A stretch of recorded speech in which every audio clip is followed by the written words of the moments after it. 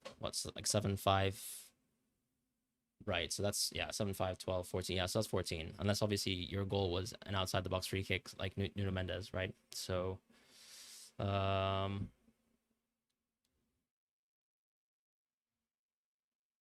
probably need to think about it a bit more, I guess. But I think I'm quite happy with this team.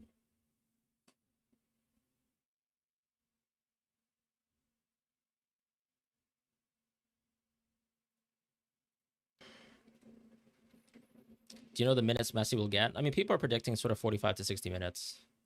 Yeah, Trossard isn't in training because he's being rested for precautionary reasons. Why am I not going Somerville? I just can't. I think the Dutch could potentially rotate a bit, which is why I'm a little bit cold on, I guess, going for their options.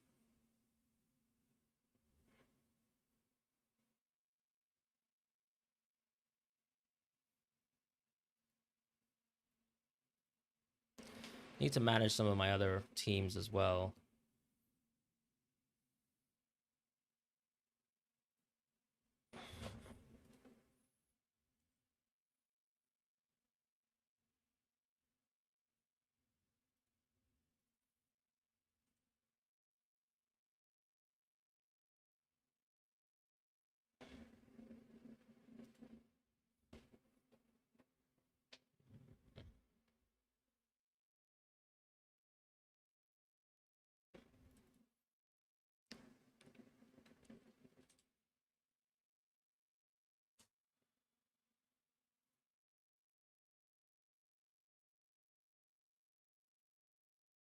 Why not interested in Mazraoui over Riyadh? I mean, there's no particular reason. I just think, well, I mean, why would you be interested in Mazraoui?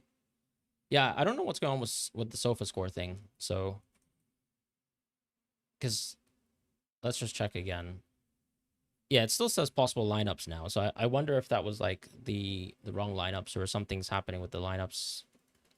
Um,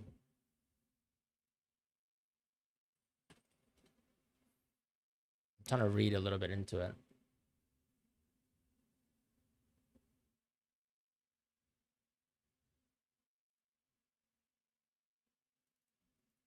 Yeah, I don't know. Hard to say. But I still think Manzambi's fine. Why no Mbappe? Predict France's front line. I can't really see why they'd rotate too much. Why did I take out Fofana? Because he's probably going to be over 5% ownership. In I don't know, whenever like 15, 20 minutes when the website updates. Why Gakpo, not Brobbey? I kind of feel like Gakpo's minutes a bit safer. Could Trossard be benched? I can't really see it. Manzambi is starting. Yeah, I know, but I just want to find like an official source now. Where else would you guys get confirmed lineups outside of SofaScore? The Korean goalkeeper's decent. I don't know. Like, I mean, Korea are not that impressive to me. They've been kind of like sneakily poor, if I can be a bit harsh. Also, he did literally drop a stinker, by the way, in the previous game. Like, he actually just straight up gifted the game to Mexico. FIFA site. Oh, great. So what, if you like click onto this, I literally have not been using the FIFA site at all. Do you just go into matches and then, oh, wonderful. That's so much nicer. Okay, makes sense. Vargas is here. Manzambi's here. Funny how they like call, like Manzambi a midfielder, but then have Vargas as an attack option. But our Vargas is a midfielder in the game, but whatever. So what's the Qatar lineup? Yeah, okay, Jacko, Demirovic. Yeah, these are probably your two best options, I guess. I know some people like going Katic as well. Why KDB? He's been quiet, but he's still created chances.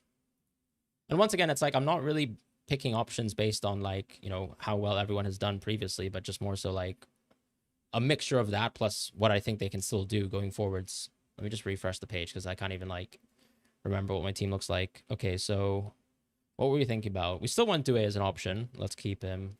I think Riyadh can possibly go. Just because there could be more exciting options than Riyadh.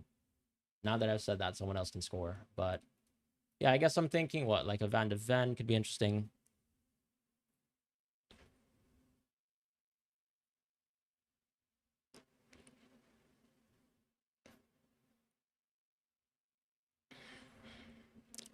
Thoughts on Wissa? Why not the Bosnia goalkeeper? I mean, it's a good shout, to be fair. I think the clean sheet odds. Yeah, I mean that's a fairly good shout. I could go the Bosnian goalkeeper.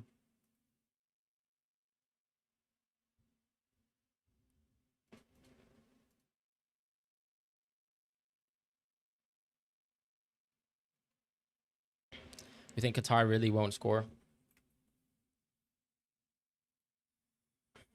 I know, like, we all have the Canada game on our mind. Your keeper changes didn't save. Yeah, I'm still gonna make them. I guess I could go the Bosnian goalkeeper.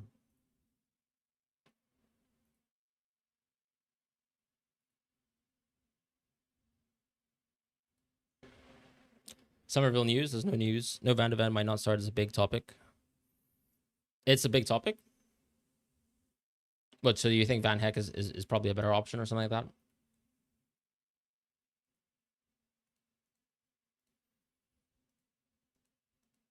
When I tried reading, like, aggregating some Dutch sort of newspaper sources, I couldn't really see much doubt on Van de Ven. But yeah, I mean, that changes things if you don't think so.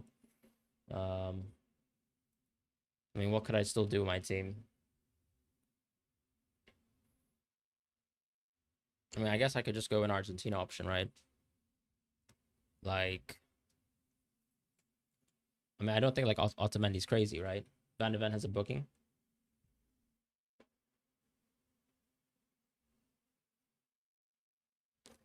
So what, you think you'll play Hato, or what do you think you'll do?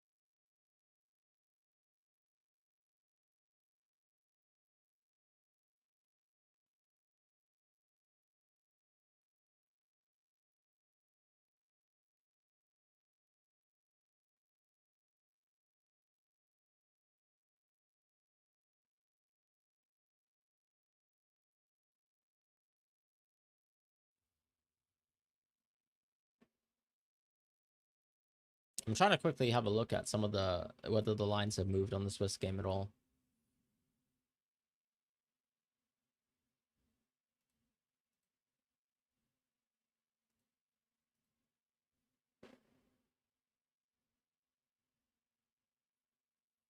Not massively, to be honest.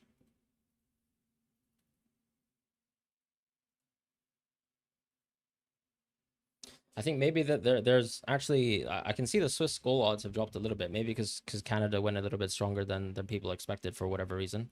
Sorry, I did miss a couple super chats, didn't I? Ryan Y6776, thank you so much for joining as a captain of the channel. Appreciate that, my friend. Vargas Switzerland instead of Mane. I think he's a solid pick, to be honest. But I do think that Switzerland versus Canada is a much tougher game for Switzerland, right? Like, for example, like, I was super comfortable going Switzerland versus Bosnia because I do think Bosnia are not particularly strong. You don't like the two Belgian mid route. I mean, that's fine. You don't have to do that. Why Van de Ven over Van Heck? There's no reason particularly. What defense? Haiti defense. I'm confused. What about South Korea players? I mean, why do we need to have South Korea players? I think people think, okay, South Africa have been a bad team, but at the same time, like, have South Korea been a good team? Belgium are awful going forwards. I don't really agree with that because Belgium's XG has been much better. They just haven't really scored their chances, which I would tend to side with XG than actual goals scored for trying to evaluate like how good a team is. Like, I'm pretty sure their XG versus Egypt was what, 1.35. Iran was what, 2 point something, and they had okay, it's actually 1.8, but they had a red card. So, and I still think that they controlled most of the game a little bit, like towards the last 15 minutes of the match. So yeah, versus New Zealand, the worst team in that group, probably think Belgium can do. I mean, like, I guess good context is, let's say in the game versus Egypt, right? They outscore Egypt on XG, so arguably a better attack. Egypt then proceed to have their best game versus New Zealand. Not surprising. Iran scored 2 versus New Zealand. So if Iran can score 2 versus New Zealand, if Egypt can score 3 versus New Zealand, If both teams can rack up reasonably good XG versus New Zealand, I can't really see why Belgium attack is like inherently bad. I do like Galadue as a pick. I think he's going to stay on my team. Conan's quite nice as well. South Korean have been decent.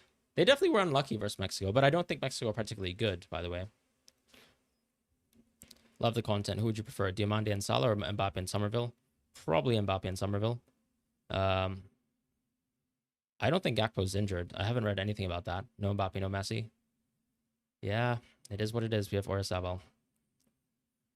I think Ueda apparently could be rotated, is what I've read so far. Why not get back Manzambi for old time's sake?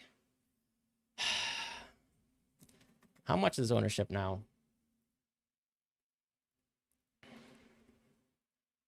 I don't know if I can do it to myself.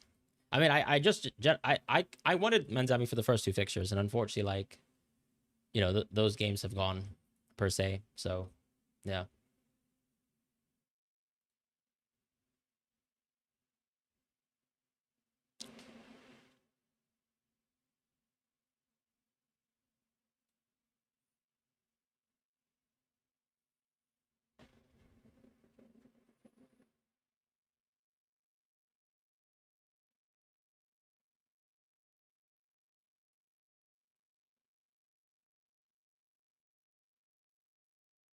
Gravenberg or Trossard? I'd probably go Trossard. Why did I drop Raheem?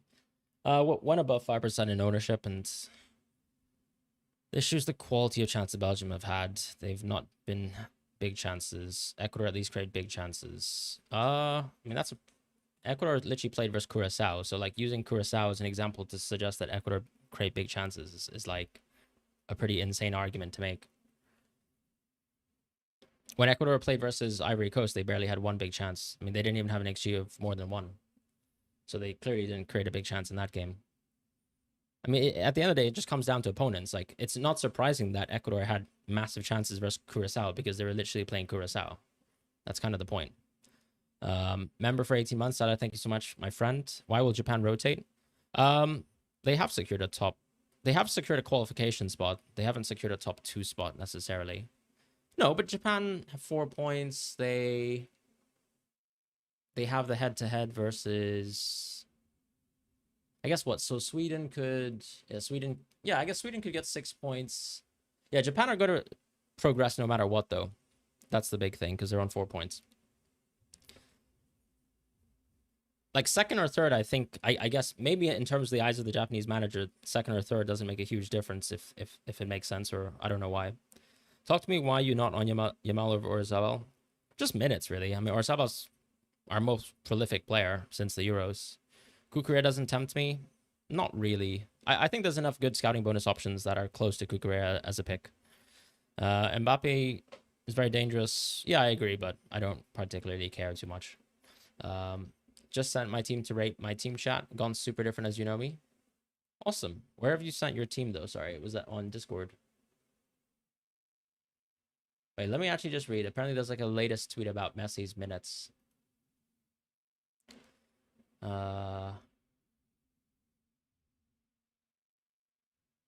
Okay.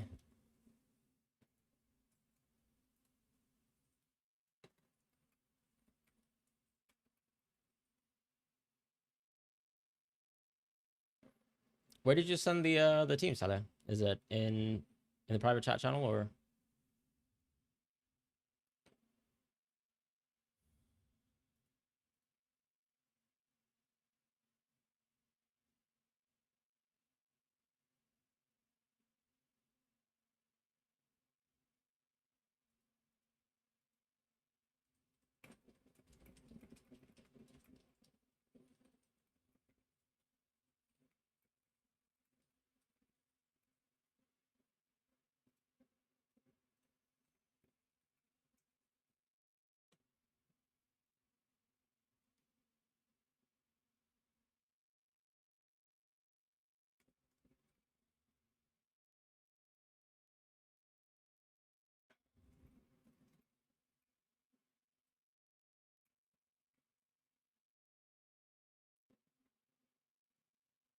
I can't really see your message, Saleh. Or am I? I might be completely blind. Oh, I can see it now. Sorry, it's in the Rate My Team channel. Sorry. So you go on Hakimi. Nice. Danilo, okay, that's pretty bold. Glasenac, nice. De Kuiper, nice. Otamendi's lovely. Nico Gonzalez, I guess, yeah, you're banking Argentina rotation, so I like that. Diaz, Mane, Trossard, fair enough.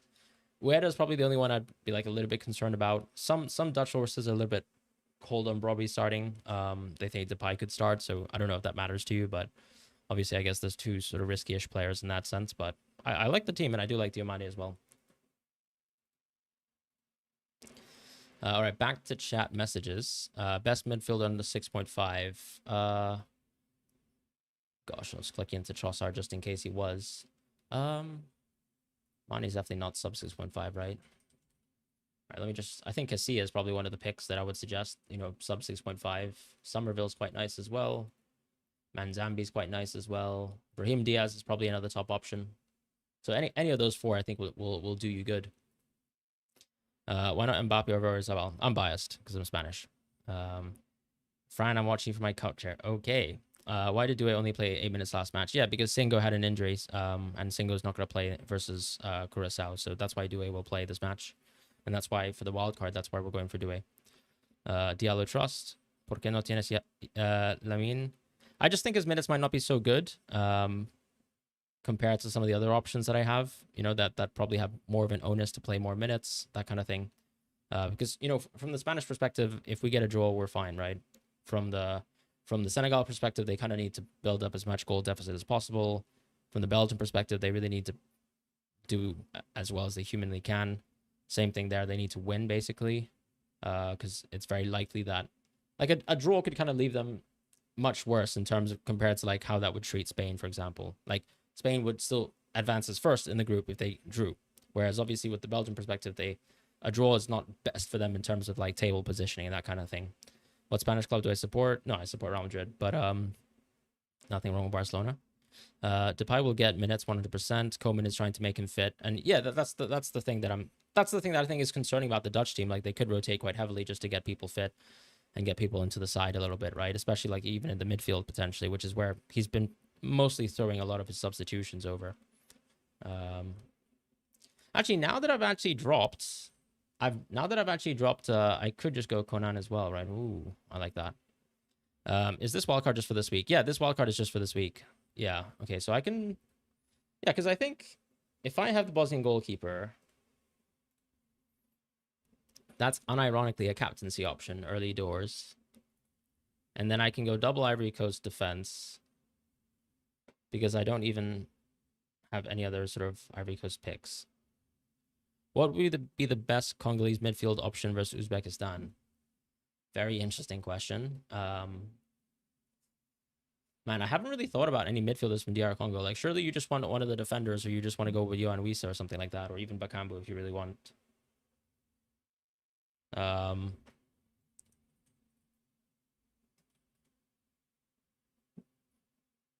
You've put me on the spot here, but let's have a thought about it. Am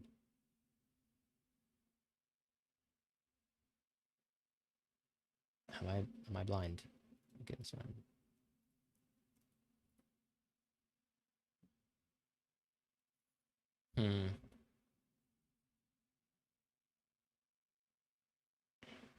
I guess, I mean, to be honest, it's probably just Kayembe, right?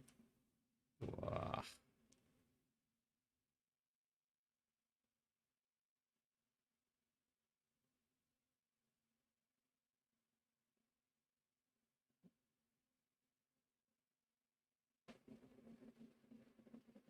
Yeah, I think it is just Kayembe. But not really like ideal pick options, I would suggest. How's he gotten most of his points so far? Did he get tackles? Yeah, I got tackles as well. Yeah, I don't know. I mean, like, I'd go Kayembe, but I probably wouldn't, though.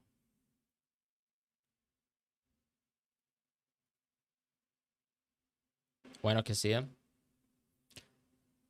I don't know. I guess I ultimately just thought a lot of the other options probably have better chances of getting goals. Like, yes, of course, he takes penalties for Ivory Coast, but... And I know he scored an open play versus Germany, but I don't know. It's like, maybe His chance of getting a return isn't as high as I'd like it to be compared to some of the more like open play attackers that we have as options. I could be overreacting for sure.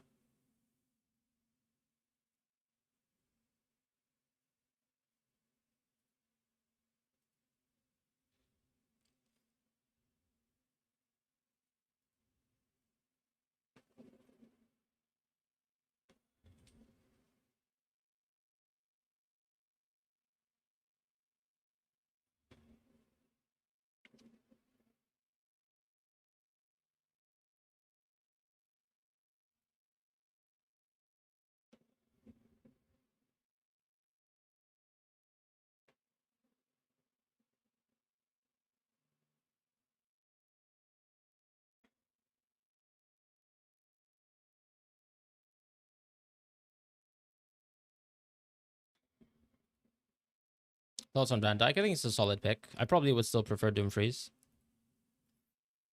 Do I think Doku will start? Yeah, I absolutely think Doku will start. What to do on Fan Team? I mean, I'm just making 2 free transfers. I'm planning to wildcard a little bit later on Fan Team. Why am I seeing Dumfries in many people's drafts? Oh, he doesn't have massive goal threat. He just has massive assist threat. And he still has goal threat, to be fair. I mean, historically, he's had a lot of goal threat for the Netherlands. He literally got 2 assists last match. He probably could have got 3 assists if you're watching the game. Otamendi or O'Reilly, I'd probably go Otamendi. English midfielders. Unironically, I actually think Saka's a decent punt, but I can understand why people would be a little bit cold on him. Bosnia starter. I mean, I've gone Bosnia goalkeeper here. You need a good center back. I guess Mikel from Belgium is not too bad. Yeah, I think Dumfries and Hakimi are kind of like on a level of their own in terms of attacking fullbacks. Alongside Munoz, but of course Munoz is now versus Portugal. Are Spanish/French CB good? Not really for this match, in my opinion. A lot of the scouting bonus is lost now too. Although Porro could actually start. Actually, Zodiac, if you want to be a moderator, I mean, since you are here, why not?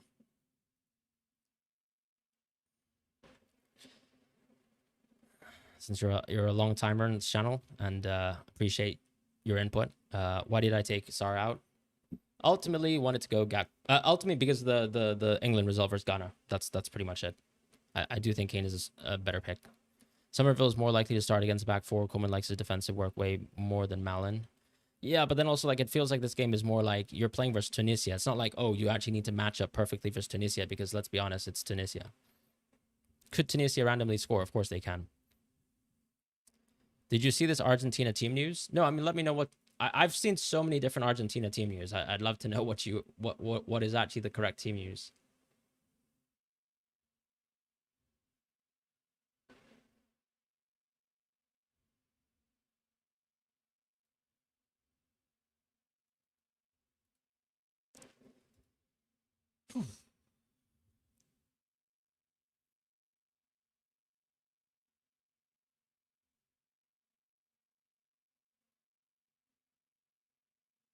Is anyone going Edin Dzeko?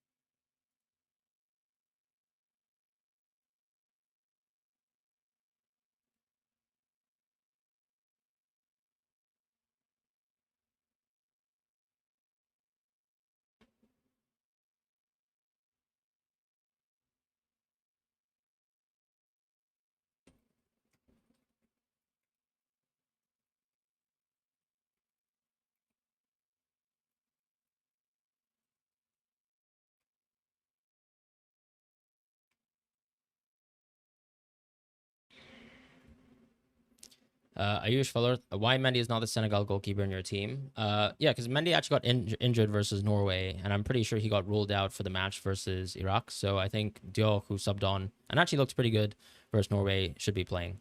Scroll up and read the team news I sent. Apparently, Otamendi, Lo Celso, Barco, Simon, Lopez, and Messi confirmed to start. Yeah, I mean, that's kind of what we expected, right? Oh, Barco's interesting, of course, because he's had a lot of midfield minutes. You would say Brazil this game week for sure. You're going for Katic Headerman. Makes sense. Is Mondi's injury confirmed? Yeah, I saw that he was ruled out. Unless you found a source that suggests that he's actually going to be fine. Son's minutes feel like they're too bad. Like, for example, Son always gets subbed around 60 minutes, even in sort of like important games for South Korea. So I don't really like Son's minutes. Ueda's striker minutes I don't think are ideal. Seems like Japan are predicted to rotate a fair bit. Keep in mind that Japan are still pretty much, they've qualified, right? It's just that they could still finish first or second or third. That's up to Japan themselves, but it seems like they'll rotate a bit. Best Moroccan defender except Sakimi? I'd probably say Chadli Riyad. Just because I don't think Mazraoui is that attacking of a player anyways in terms of like an attacking fullback, so you might as well just pick like someone who actually has a good chance of getting a header or something like that. Not that we've seen too many kind of like set piece goals in this tournament outside of England, but yeah, just thought that would be worth your while in terms of understanding that. What could I do to change my team? I think I'm fairly happy with it. I'd really love to get an Ivory Coast player in, but like Casilla still feels like a little bit unflattering as a pick, right?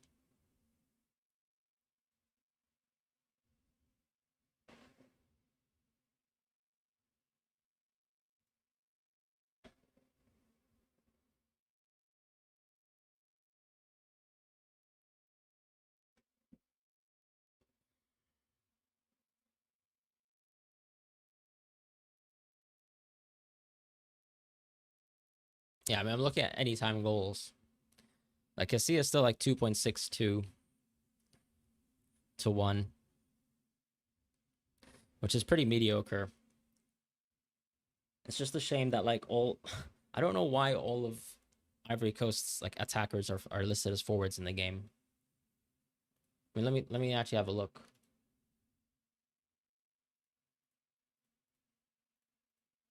Yeah, it's ridiculous. Like Pepe, Diallo, Diamande, and Gassan's more of a striker anyways. Like, I just don't understand it. It's only a Dingra, right? Wait, did I miss it? No. Oh yeah, Dingra was also listed as a forward as well. Yeah, I mean, it is a bit of a joke. And at the end of the day, I mean, Casilla, I guess, could still do well. Like, if he gets a goal, then I'm more than happy, right?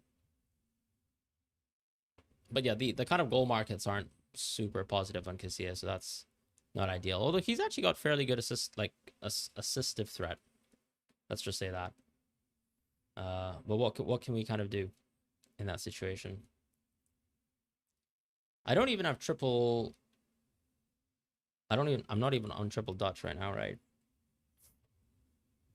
But that's because I'm also like scared of their rotation or something. Ugh, a bit frustrating.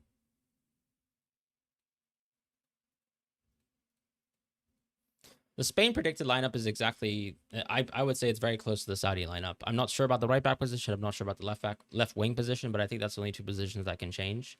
I would feel quite safe with. I do wonder if Poro's going to start just to kind of keep momentum, which would be a bit unfortunate for Llorente, but yeah.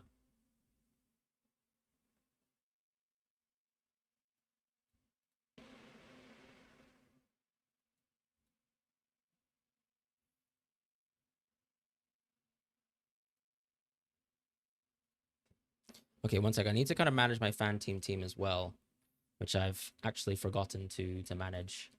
Oh God, what have I done?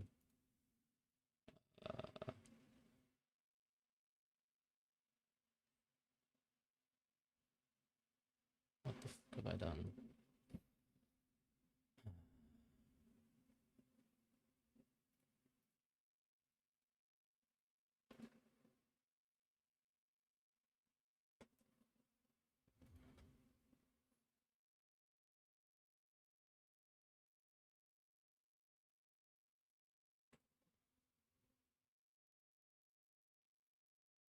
All right, let me just read chat for a moment. Thoughts on Lukaku? I don't think is an ideal pick. Gakpo, Salah, Brahim, or Kane. I read that as Kane. Okay, terrible. Gakpo, Salah, Brahim, or Kane, Mane, Somerville. Probably Gakpo. Probably prefer Kane, Mane, Somerville. Thoughts on Diallo over Messi? I think it's okay. I think it's okay. I honestly don't think you like. Of course, your best bets are your Messis, your Kanes, etc. But why do I think Due will start? Well, because Singo's not going to play this match. Turkey now in scout bonus territory. Yeah, but it doesn't even seem like Turkey is like, I think Turkey's like their Turkey's like their fifth or sixth choice attacker. Like fifth choice, I'd say probably. So maybe they could go still relatively full strength. What are your thoughts about Doku? I think he's going to be a great option. Mbappe chasing Golden Boot, easy 2 goals. I mean, on paper, everyone's chasing the Golden Boot, right? Like, I mean, Kane technically was chasing for the Golden Boot, and he scored 0 goals for Ghana. Do you think Messi is worth it over Kane? Sure. I just think Kane's minutes feel a little bit safer, like Conan instead of Riyadh. I just think Ivory Coast's game is a little bit easier, and I think Conan's probably a little bit more attacking than let's say Riyadh. Am I sure De Kuiper starts? No, I'm not. That's a bit of a punt from my perspective. Why not Yamal though? I think we do have a tougher game anyways, and I do think the focal point of our team is Oyarzabal. It's not really Yamal. Like when things are going correctly, I do think yes, of course Yamal pulls in a lot of gravity, but it's kind of like the Doku situation with Haaland at the end of the day. Yes, of course I think Yamal is much more of an attacking player and is also on penalties for Spain. So, he has a much larger goal threat than Doku. But what I mean is like Yamal is probably the most important player in our team, but I think just in terms of like pure like raw goal assists, I actually think Oyarzabal is probably more important for Spain. Like since the Euros, he's had 24 attacking returns for us, and Yamal has had 8. Doku going to do Bebeto celebration. Bosnia clean sheet. I'm not sure if that's locked, but it is Qatar, so why not? Trossard and Oyarzabal or Kamada and Kane. I'd probably pick Trossard and Oyarzabal because I'm not sure if Kamada's necessarily nailed to start, especially if Japan rotate. Yeah, Jaquez is starting as well for the Swiss, if anyone cares about that.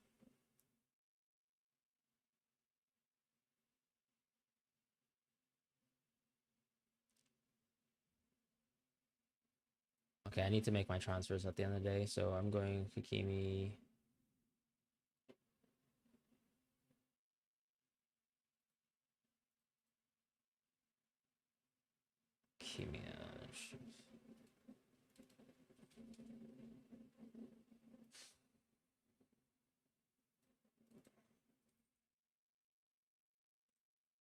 Yeah, I'm going to keep Manzambi in my team as well.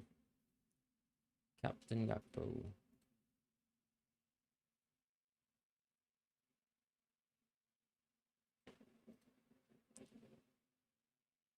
All right. Sorry, back to chat. Namaka, thoughts on Bellingham? I just think his minutes could be not ideal. Yeah, Sar's definitely passed the eye test so far, and obviously Premier League season-wise, you can tell his XGI would be amazing. So he's obviously a great pick. Norway is going to fully rotate, so better chance for Mbappe to maximize points and add to his goal tally. I know the Norwegian team said they'd rotate. I didn't know that they said they would fully rotate, though. Manzambi's going to start. Yeah, so I think he's a solid pick for anyone who wants to go for Manzambi one more time.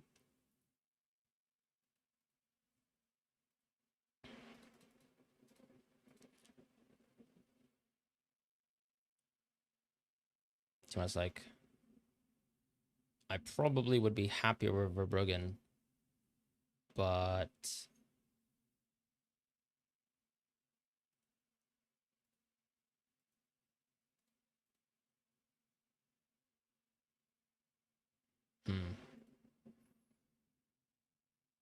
I mean, I'm not really gonna go another Dutch player, am I? I really wish we had the Dutch lineups, because then I'd definitely be tripled up on them.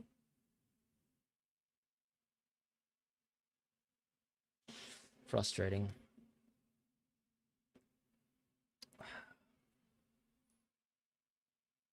The odds have actually shifted even heavier on Netherlands. Like that's gonna be like the most landslide game possible. Somerville. I think Somerville should start, but people are suggesting that Malin could start.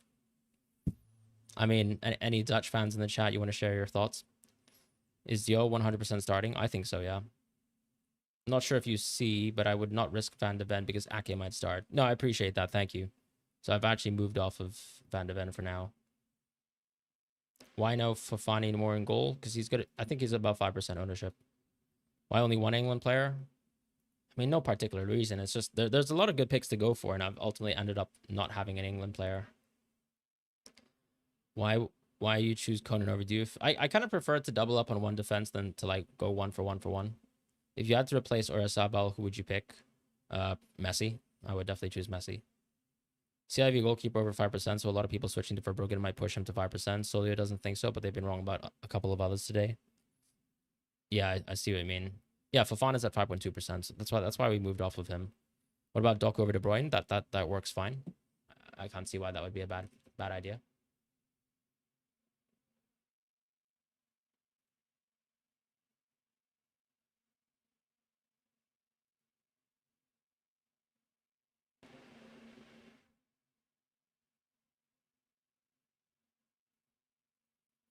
Thoughts on Reece James? I think he's solid, but my fear with Reece James is always like, can he play 3 games in a row? Rumor has it that Hakimi might not start. Is that serious?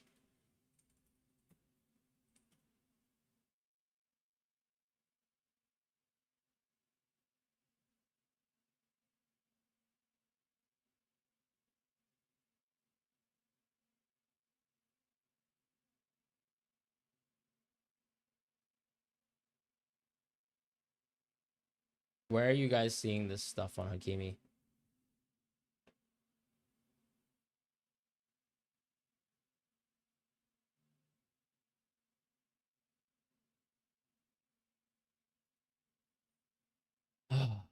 um,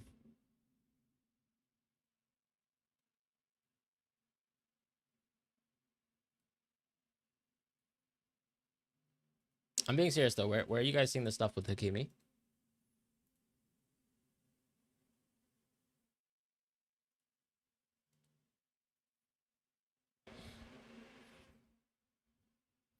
I mean, I will say though. Yeah.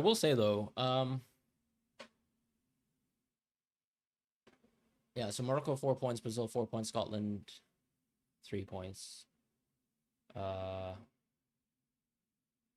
yeah, I guess Morocco could still end up like 1-2-3 again, right? They would be fine. I don't think Morocco have that much to play for on paper. Joker clowning me. Hakimi's in. Fair enough.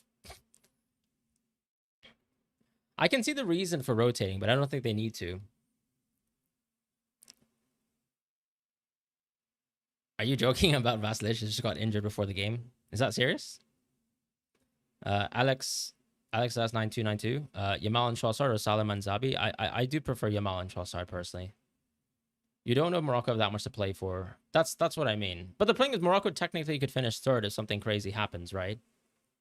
Because no, but then they have head to head. No, they don't have head to head versus Brazil. Yeah, because they would actually lose the head to head versus Brazil because of goal deficit.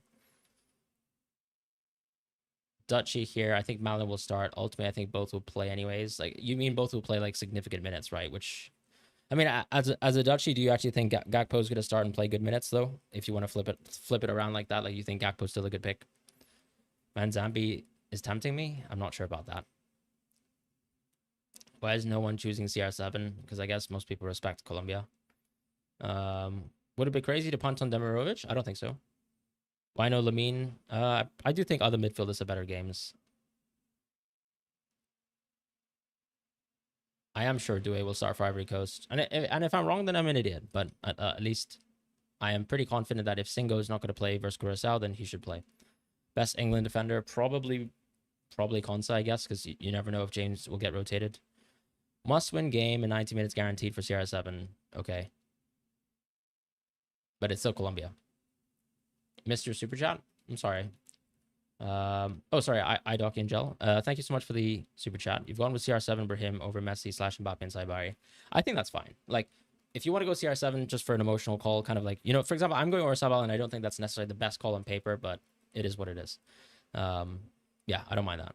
Like, I think CR7 is solid. It's just more that the reason why other people are going for other games is on paper, like the England game, the Argentina game, even Spain game is a bit easier on paper, I guess, from what we've seen so far.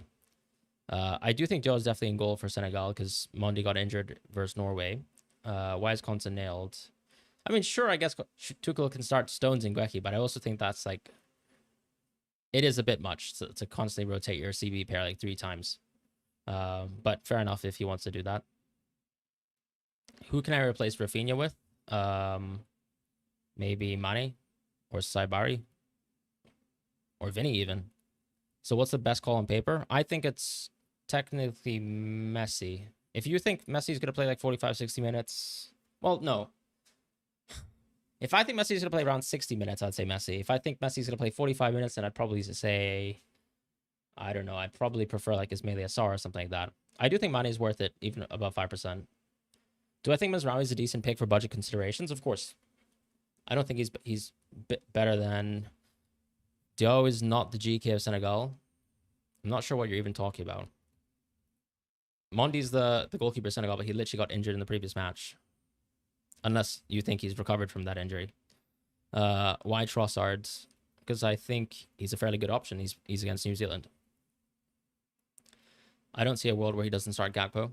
Nice to see that. Putting Zidane into my team is a cry for help. Which one? Zidane Iqbal or Lucas Zidane? What about Trossard to Lee Kang-in? Great player. I'm not sure about great player, but yeah, I can see the vision for it. Turkey starting over Lise? I can't really see that happening. I mean, why would they do, why would France do that? You captain Saibari over Vinny? No, I would captain Hakimi over Vinny. Saibari is only the vice captain because he's the vice captain. Would you rather go Oyarzabal or Kane? I would rather go Kane. I think if I was playing for money, I'd probably have Kane over Oyarzabal. Yeah, for sure. What players in your team right now do you have still concerns over? No one really. I like everyone on my team, but I can also make 5 changes and still be happy with my team at the end of the day. That's fantasy football.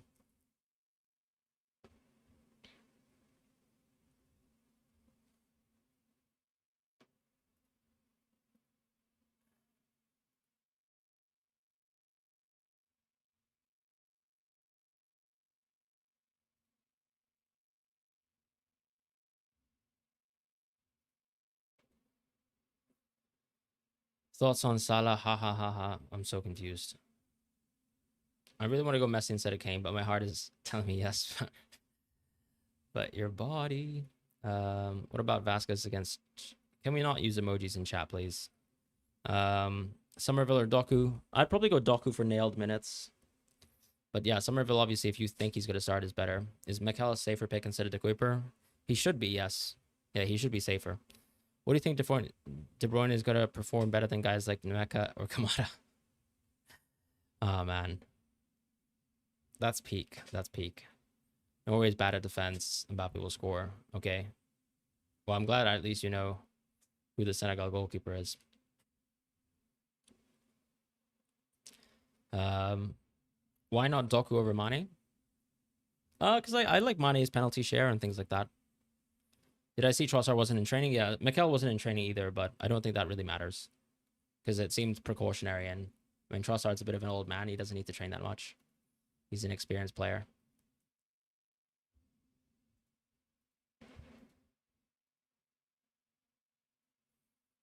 Why not Verbruggen? We could still go Verbruggen.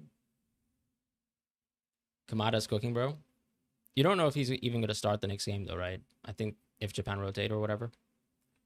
Any reason why no Mikel? I prefer the Kuiper, and I have triple Belgium. Will Pedro Porro start for Spain? I'm not sure. That's the problem. I can check Discord, yeah.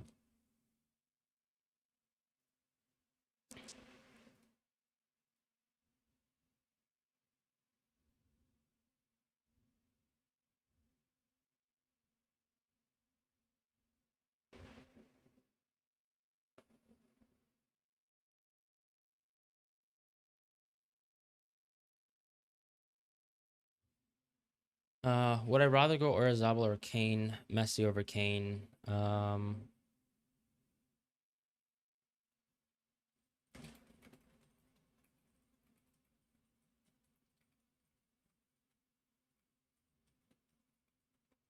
like your team protagonist. I don't have any issues with it.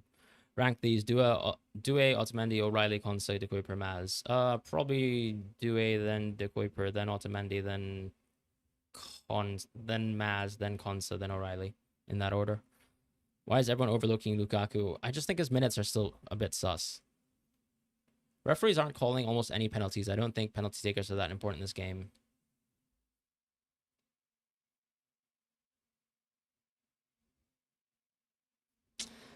mean, I guess the Mbappe take and then the Ghana piece is good logic, but at the end of the day, you can still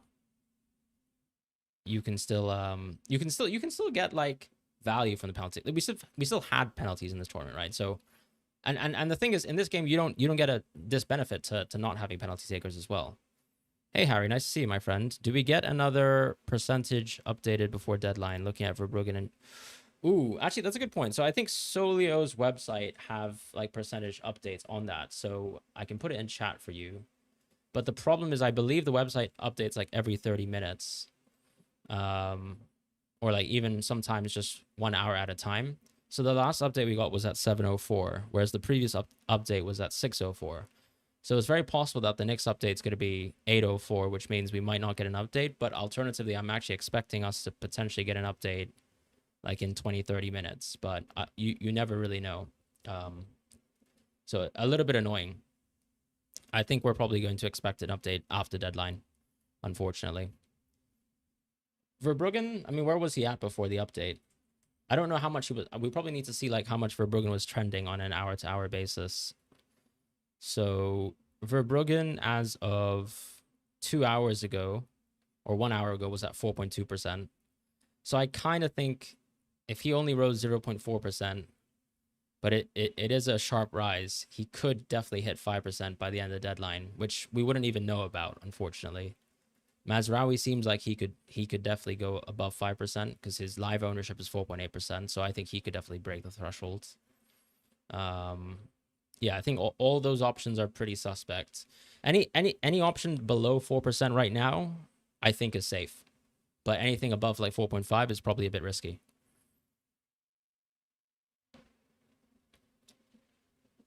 Could Gabriel Magalhaes be good? As ever, yeah, but I don't know. I mean, I think Scotland have looked fairly decent, and there's easier games to target. Plus, he doesn't have scouting bonus. Why no Salah? Nothing really. I mean, he doesn't have scouting bonus, and I do think it's, I still kind of prefer, like, for example, I would have owned Salah for last week versus New Zealand, and this week I'd rather have KDB versus New Zealand, if that makes sense. Thank you, Will Vasilic. Awesome. Have a nice evening as well, and wonderful job with the content in the World Cup. What do you think of O'Reilly? Are you actually back? Are you back in have you already traveled back now, Harry?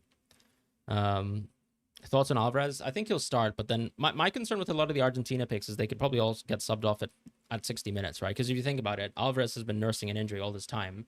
So it's very possible that they could throw him in there to start and play 60 minutes, but I don't know necessarily if he's going to play more than that. And at the same time, if Messi also starts that match for whatever reason, then that's going to take pen share away from Alvarez, which would kind of make him a bit poor as a pick.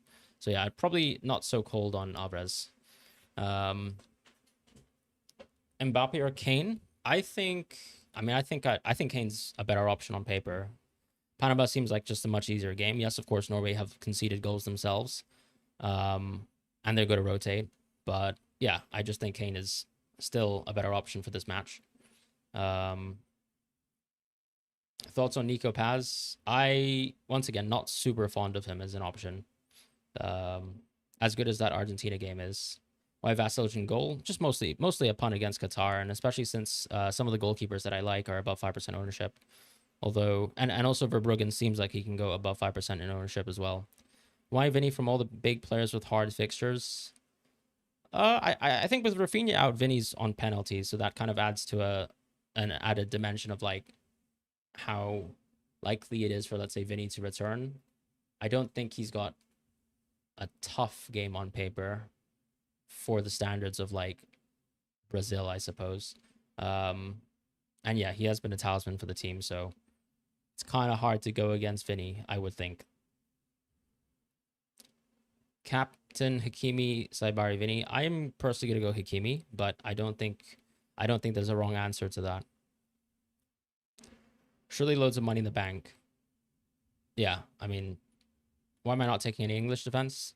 No particular reason, really. I mean, I think having defenders that play earlier are better, and having forwards that play later are better as well in terms of like sub in, sub outs. But it's pretty minor. Messi 45 confirmed. Why not go him over Zabal? I personally think people should go Messi if they really want. I'm just going Orzabal because that's probably my only one biased pick, right? Like just going for a Spaniard in my team. Plus, of all the players that I bought a World Cup T-shirt for, or own a World Cup T-shirt for, I'm going Orzabal. Opta Analyst. I mean, why would Opta Analyst be a good predictor of like Netherlands starts? I'm kind of, I might be a bit lost there. I also kind of think if Gakpo was actually like gonna get rested for this match, like why would he get subbed off in the previous game? I don't know. I can't really see why Gakpo's not gonna start. Who do I captain today? Why Sarr dropped? I don't know. I just feel like Gakpo's still like really strong, and Kane ultimately kind of creeped into my draft at the end of the day. Keeping Mane even though no scouting bonus. Yep, that's the plan. That is the plan.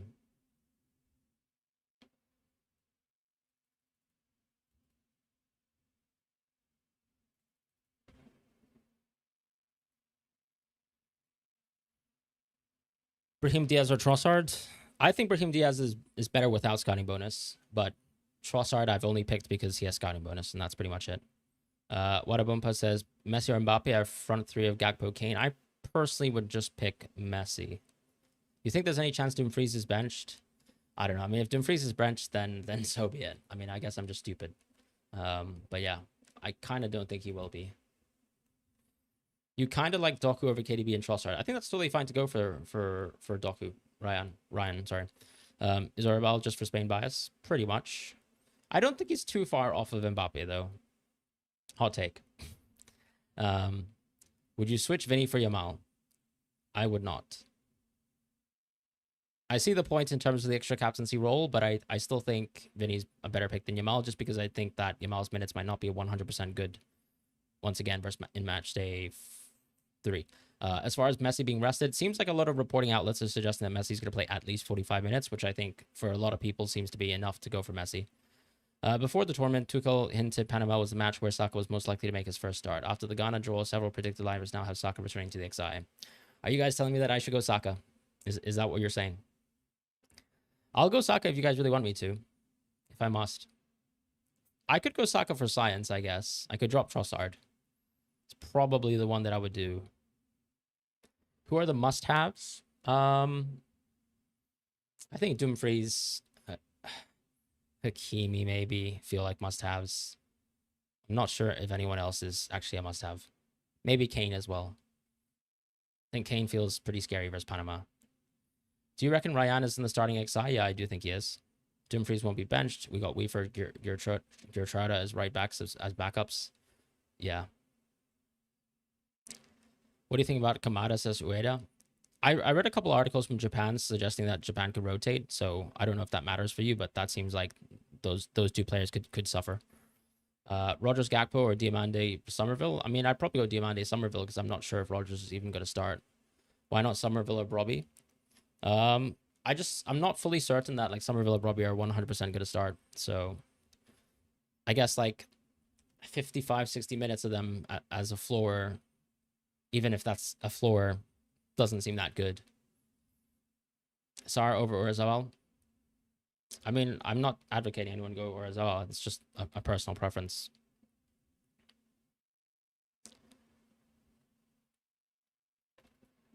Is Mendy confirmed out? From what I read, yes.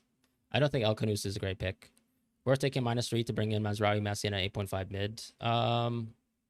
Probably yes. Although, I mean, which 8.5 mid are you looking at? Who's the best Ivory Coast attacker? I mean, probably Diallo or Diomande. Is Mondi injured? Yes, he got injured versus Norway. Manzambi is starting, that's correct. Why not Gravenberg? I mean, he's not the best sort of like Dutch attacking pick to go for, in my opinion.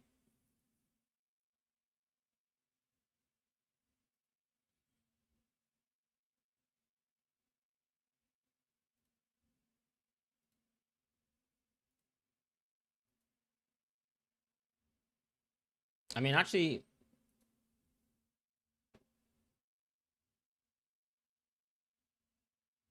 I'm curious to kind of see like if there's any kind of markets for minutes, but there's no markets for minutes on the Dutch piece there. So yeah, you're just gonna have to like kind of go with what you really think is gonna happen and hope for the best. I think I would have been a lot more worried about not having Somerville in my team if we, I mean, do we risk for Bruggen? Oh, I mean, I think he's really gonna creep above 5%. The Kuiper over Kukurea, that's what I have. Or Sabal or Gakpo, probably Gakpo. Thoughts on Yamal? Solid pick, but I mean, other midfielders are strong. You don't need to spam chat though, so unfortunately, gonna put you in timeout. Casilla or Brahim Diaz? I personally prefer Brahim Diaz. I think just marginally. I might have over-indexed a little bit on Casilla beyond penalties, like because I think at the end of the day, like maybe his open play threat is not that good. Is Somerville too risky? I don't think he's too risky, but I guess I'm trying to max out with minutes here with most of my picks. So that's kind of how I ended up on the team that I have. I think the Kuiper will start, but there's no guarantee. Current rank 2K will advise you select and forget Messi from now on. Inevitable. Okay. So why no Messi? Messi will play 45, 60 minutes. I'm just going Orzabal myself.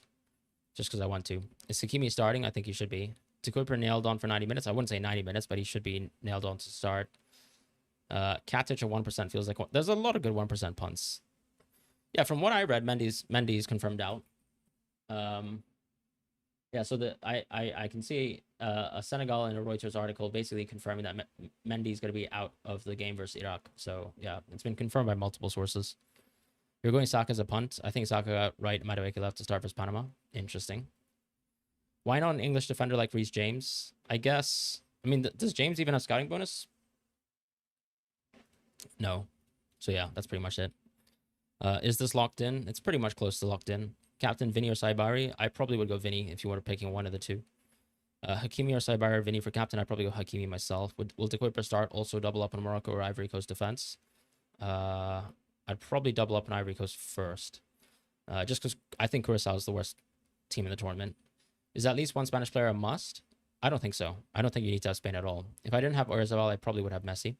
Captaincy stick / twist thresholds this match week. I mean, you only have around like 7 to 8 roles of the captaincy, so I'd probably say like it should kind of start with like.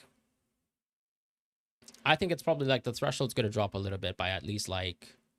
I would think it's like the threshold probably starts at 13, 14-ish, and then it kind of descends by like around 1 per game. So like if you thought about it starting from 13, you go to 12, then you go to 11, then you go to 10, then you go to 9, then you go to 8, right? Because you assuming that you, let's say, have like 7 to 8 captaincies, your first one would be 13, then you got 12, 6, 11, 5, and then 10, 4, etc., etc. I think that's a generally decent like metric. I mean, you can run. I think there's a website actually for that. Sent a super chat. Sorry about that, Saleh. You've gone Brobby / Ueda / Mane to Gakpo. Oh, I like Enciso, Saleh. That's actually quite a nice pick. Because yeah, he's actually quietly done all right in this tournament, right? I think Enciso has 2 assists so far. Yeah, I like the Enciso pick. Nice. I think those are solid changes.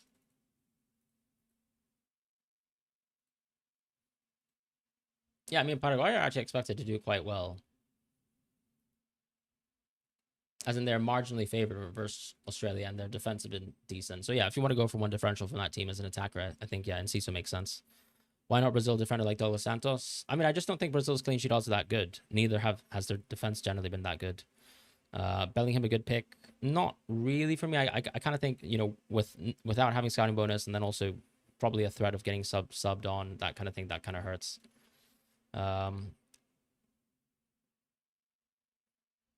Manzambi is starting. Yep, that's correct. I'm not that interested in Lee Kangin personally. Any good Ivory Coast midfielders? No, there's no good Ivory Coast midfielders other than Casilla. But obviously, like, his threat is mostly on penalties and not too much else. Dude is just ignoring at this point. Nemeka Trossard or any other. I mean, I don't know why Nemeka would even start. So why not just go for Trossard?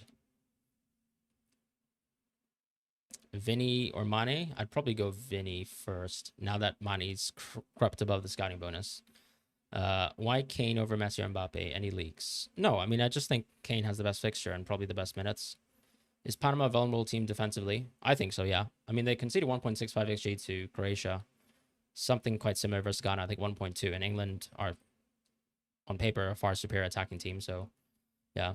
I do think Iraq's one of the worst teams. Ismail Sarr is a great option, but I mean, there's a lot of great options as well. I mean, Uruguay have conceded 3 goals versus Cape Verde and Saudi Arabia, so why not? You know, I can also justify the Orzabal pick like that.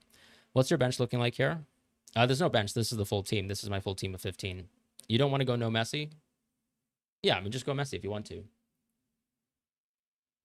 At the end of the day, as I always have been saying for this tournament, especially at the group stages, you've got 48 teams in the game.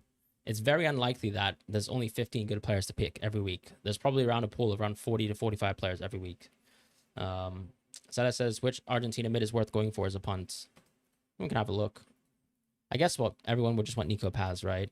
But in reality, I don't know. I mean, I've seen Barco score in a friendly. Yeah, maybe it's Nico Paz. Maybe it's Nico Paz. But it could even be Barco. Every week I have a new team. Yeah, well, that's because I have a wild card. Sun is due in South Africa just playing for pride. They're like, I mean, why is Sun due though? I mean, he's due to get subbed at 60 minutes. Nuno Mendes' opinion? I mean, it's a fantastic pick, but unfortunately, I wouldn't really prioritize him versus Colombia. Is it essential to use the wild card now? I don't think it's essential, but I think it's pretty good play. Are the percentage updates accurate? I feel like it has been inconsistent. I mean, I think they were inconsistent last deadline, so you never know. Like, some pretty crazy things can go and happen over the next hour. Yeah, I mean, it's tricky. The problem is I don't think we're anticipating an update until 8:04, which is already past the deadline. So we're not going to get any update information. You're just going to have to work off of like what you have right now.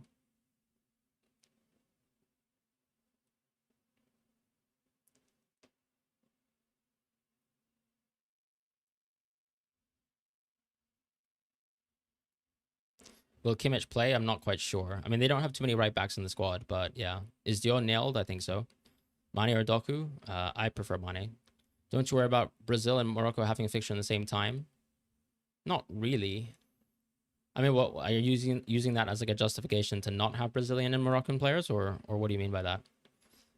Do we get another update on ownership before deadline? I don't think so. Playing for pride.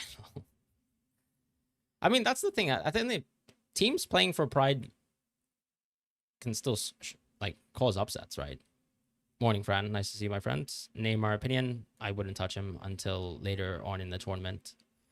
You missed the last hour. Why did I change Fofana? Because he's above 5% ownership. Lamine Yamal a good pick. Yes, he is a good pick, of course. Is Mazraoui a good pick? Definitely. Why wouldn't you prioritize him versus Colombia, seeing how attacking he was playing? I mean, he wasn't that attacking. He just scored a free kick. And also, he was against Uzbekistan, and now he's against Colombia. So, will the Kuiper start? Also, double up on Morocco or Ivory Coast defense? I think that the Kuiper will start, but I could be wrong, of course. Maybe Morocco defense is better, but I do think the Kuiper's attacking potential is kind of why I've gone for him as a pick. Thanks for the info. I'm top 5K because of your insights. Thank you, Anton. Appreciate that. Konsa or Otamendi? I'd probably go Otamendi because I think he's classically a very, very good goal threat. Do you think Yamal plays good minutes? Probably 60 minutes.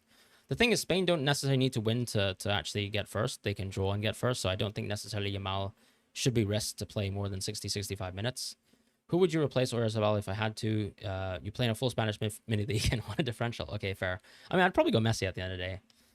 Julian Alvarez, I'm not sure if I'm in love with him, especially if it seems like Messi is predicted to start. Does percentage not update live? It does not update live. It updates every hour. So the problem is the last update we got was at 7:04, and the next update we'll get is 4 minutes after the deadline, and he already moved 4% in the last hour. So he's likely to move 4% again, possibly. So he's at risk of, being over 5% ownership. And also, I mean, like a Bosnia goalkeeper versus Qatar is not the worst thing in the world, I guess. All right, last thoughts in terms of my team. We've gone with Doué.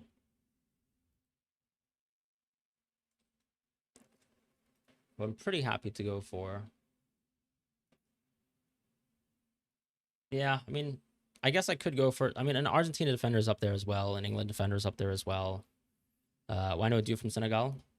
I think the clean sheet odds are slightly better for some other fixtures. That's all. Would you take Somerville or Gravenberch looking to grab a Netherlands midfielder? I'd probably go Somerville, even though his minutes are going to be worse just because he's so much more attacking. Fofana or Dio. Already have Verbruggen. I'd probably go Dio. Did I activate my wild card? Yes, I did. Vinny or Mocap. Moroccan player cap. I'd probably go Hakimi, captain.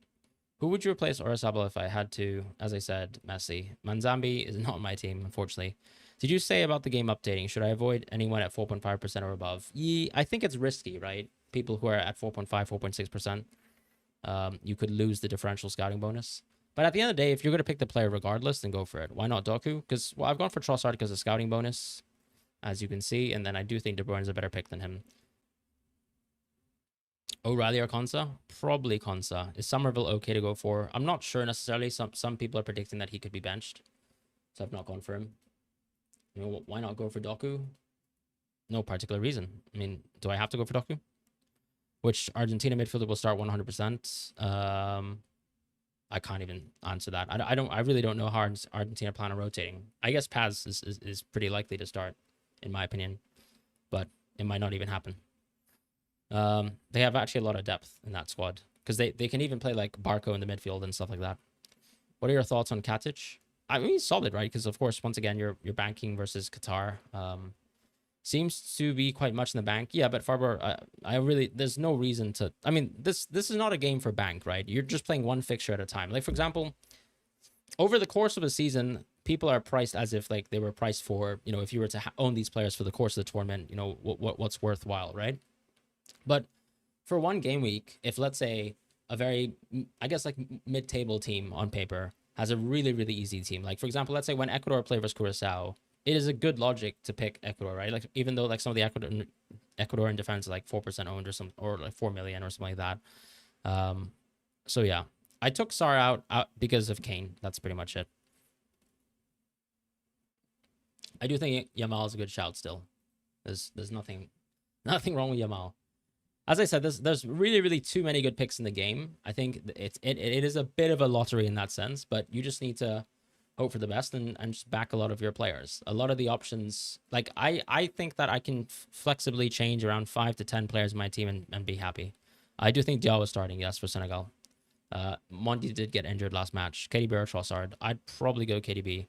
Why is the goalie your captain? Because you can change captain every kind of individual match slot. So for example, like you can change your captain to be a player between the Switzerland and Bosnia games, and then suddenly you go for a captain between the Morocco and Brazilian games, so one at a time basically, and you can change after that.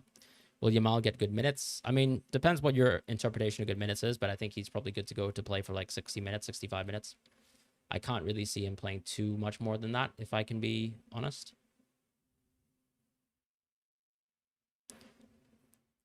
I mean, if Ismaila Sarr was a midfielder, I think he would 100% be in my team. 100%.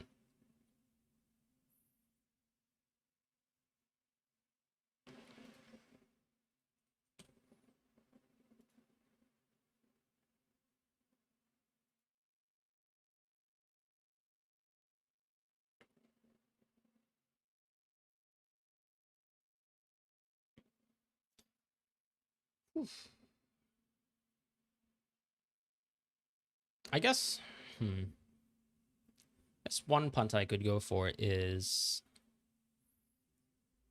Bukayo Saka versus Panama.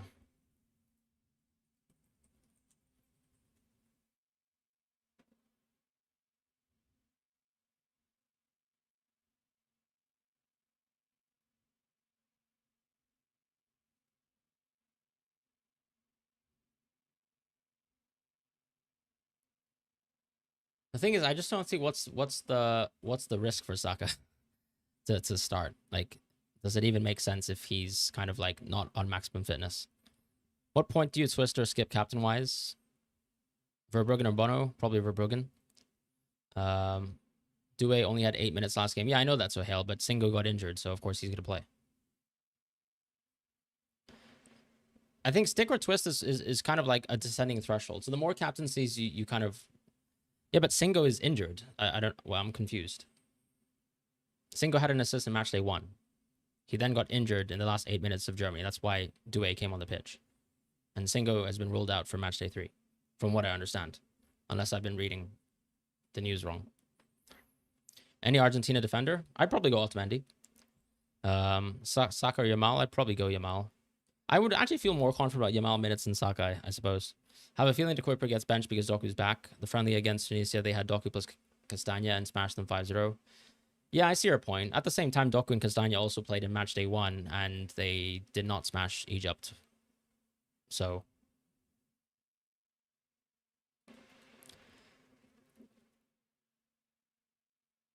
double Ivory Coast versus double Dutch defense. I probably prefer double...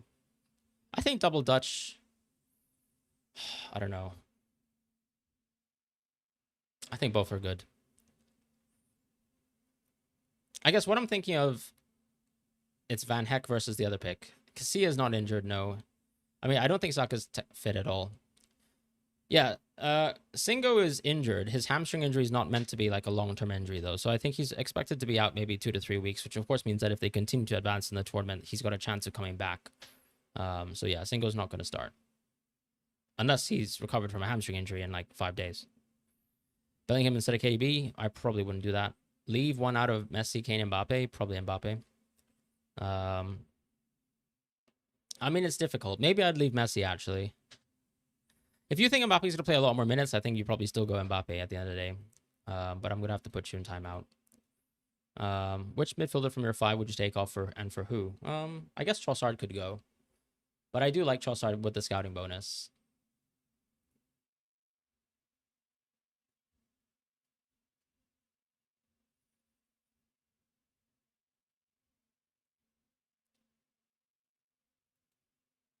I mean, I suppose I could go Van Heck. Give reason as to why KDB over Bellingham. Well, better minutes, more set piece share, things like that. That's better for chances created and things like that. Do you guys think I should get Van Heck in my team over, let's say, like one of the Ivory Coast defenders? Captain Manzambi or Dzeko? I'd probably go Dzeko. Why not Brahim Diaz instead of Saibari? I just prefer the center forward, basically, most of the time. Kamada from Japan, a good option. I'm not sure if they'll rotate. The only reason why I wouldn't go for Van Dijk is just because of scout bonus, but at the same time, you look at Munoz, and sometimes scout bonus is sometimes wholly irrelevant. Why Somerville out of my team? Because it seems like people are a little bit more down on his minutes than myself, just from reading kind of like Dutch sources. Kane ultimately superseded Sarr in my team. I do think Sarr is potentially better than Oyarzabal, so if you want to not have Oyarzabal, I think Sarr is a good option as well. I don't think Neymar Jr. makes a lot of sense for match day 3 at all. You think O'Reilly is safe to start? He should be safe to start, yes. Makela and Hakimi or Riyad in the Kuiper? Probably Makela and Hakimi. Am I considering Van Heck for the Kuiper? Not really. Maybe I'd drop like an Ivory Coast option. Why no Yamal on the team? Saibari is rumored to be a 10, not a 9 in this game. I mean, who's going to be the 9 in this game then? I mean, like, Karim, why don't you just actually post the team? Because, like, were you not, like, saying Hakimi's not rumored to start? I'm confused.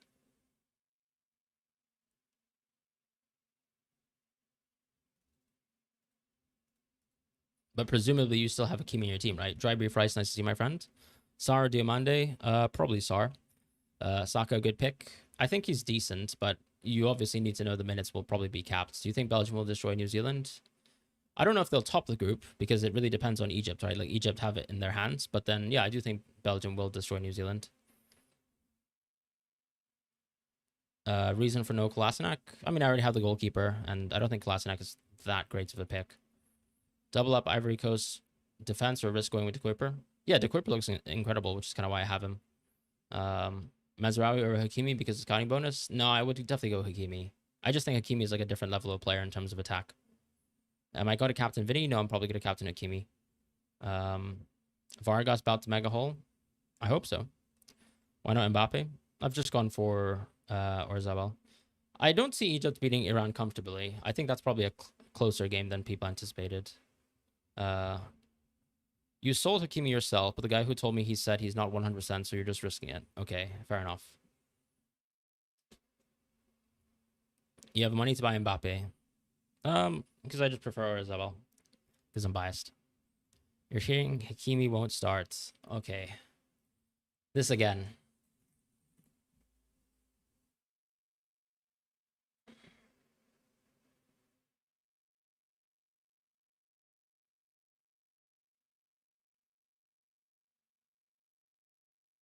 I don't know. I mean, it's like, I don't see any kind of like news source really suggesting it.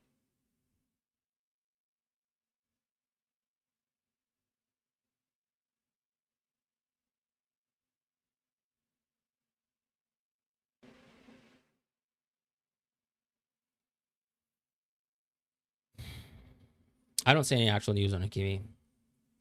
You've gone Simeone over Gonzalez for Argentina. Heard he's going to start. Very nice. Why not Lamine Yamal? You think Verbruggen stays under scouting bonus? I mean, it's possible. I mean, Lamine Yamal, I definitely could, I guess, drop Trossard for him. Hakimi's fine. These guys are trolling. Possibly. Lamine or Mane? Probably Mane. I mean, what? Do you guys want me to get hit? The guy who said Hakimi was injured was lying. What would you guys like me to do? You want me to drop Trossard for Lamine? Is that the dream? Lamine the dream?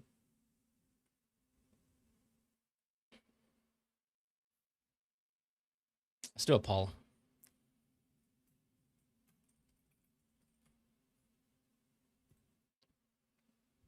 Oh god, I've made it a yes or no question. Okay, yes for Yamal and no for Trossard. Bruno G and Nakamura as my sub. But can I even afford Lamine? I don't think I can, right? Yeah, I can't. It's an L. It's an L for me. What would I have to do? What, change Saibari to Brahim, I guess, and I can afford it, right? I've got 2 minutes. Yeah, we could do that.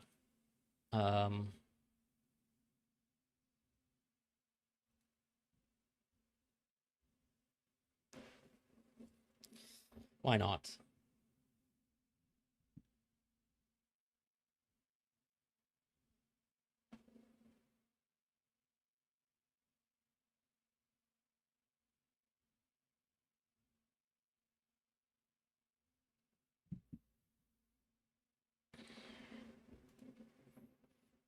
Bit late, bro. Nah. Replace KDB? I don't really want to, though.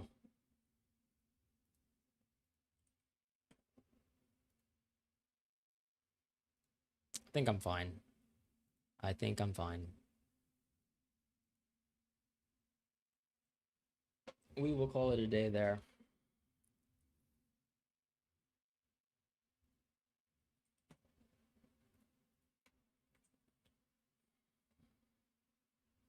All right, lock in, guys. Lock in. You don't have any Spanish. It's okay to have no Spanish players. I think even having Spanish players is not ideal for me. We'll just have Trossard. And Lamine can cook, you know, and I'll still be happy. So why do I like Mane without scouting? Penalty taker, and probably onus to play like maximum minutes as well. Bye, Lamby. Nice to see my friend.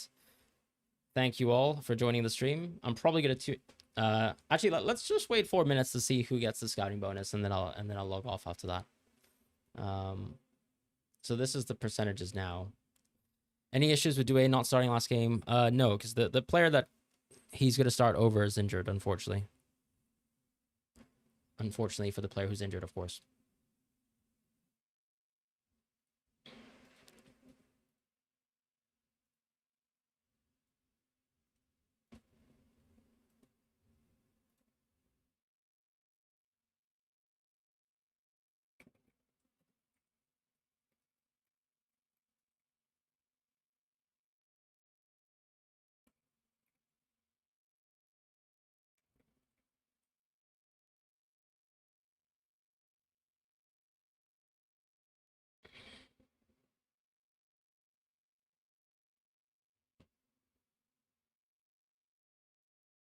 I would also love to find out the Moroccan lineups, but I guess I'm probably not going to stream until then, so it is what it is. The Clean Sheet Shield has been launched. So that's what the website's populating us with.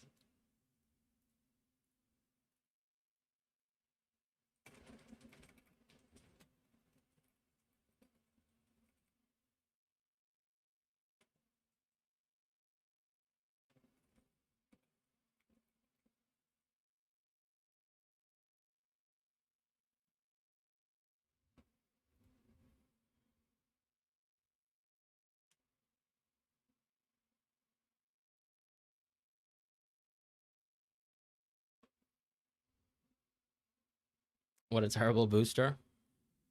I guess, to be fair, I mean, we already have a new budget, right? Can we make our new team already, or can we?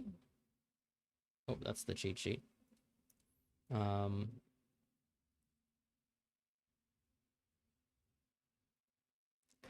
Trying to think about when we should use it, though. To use the final 5-4-1.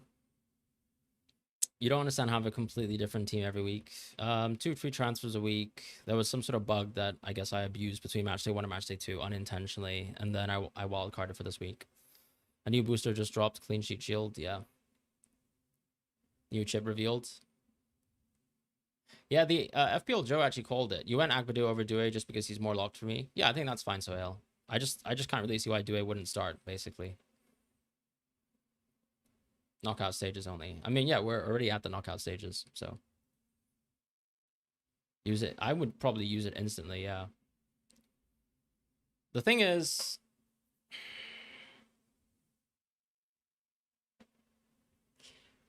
it could be quite strong in the final, but I think 12th man in the final is nice. Maybe semifinals works as well. There's true, yeah, typically, I mean, the thing is, we're also, like, at the end of the day, a lot of the teams that we picked, it's not like we picked teams that conceded, like, 2 or 3 goals, right? Like, most often not, we've only lost our clean sheet by 1 point. Like, if I look back at my team, why can't I see my team? I'm so confused. I mean, that's so silly, but...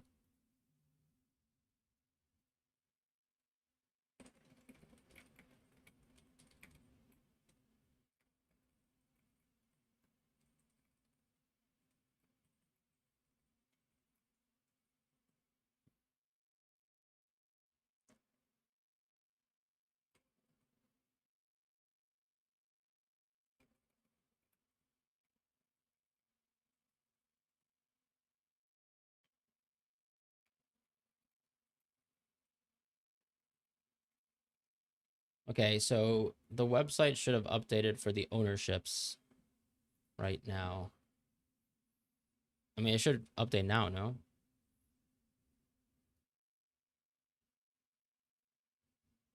Okay, so we thought Fofana could be someone who could... Fofana is at 5.2, but has the website actually updated? I don't think so. Well, actually, I probably want to check my own team, right? Okay, De Bruyne was at 6.1. Mane 5.5. That's definitely updated already, right? So that's definitely updated. Verbruggen... What? Okay, he stayed at 4.6. Or am I blind? No, wait, actually, no. Was this always the ownership? Okay, let me kind of like think about... No, I think the ownership hasn't updated, right? I don't think it has. It's updated. The site is struggling. I'd wait 5 minutes. Wait, so Verbruggen didn't move at all? Oh my... Verbruggen actually is 4.9. What an L. What an L. Ah, well. Oh, I forgot to actually post my team as well. I guess we may as well do so now. Yeah, yeah, it has updated.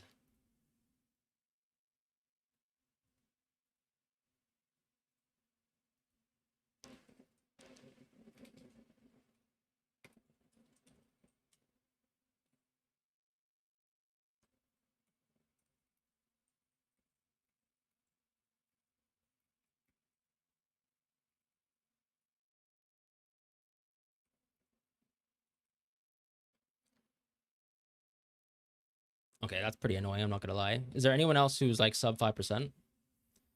Cherokee. Yeah, good question. Cherokee sub 5 as well. Kamada sub 5. Freeman sub 5. Yeah. I think that's pretty much it, right? Those were the only players who were like in doubt. That's annoying, but it is what it is. Okay, I am now going to be a Bosnia fan, I guess. But I will be watching Switzerland, so what can I say?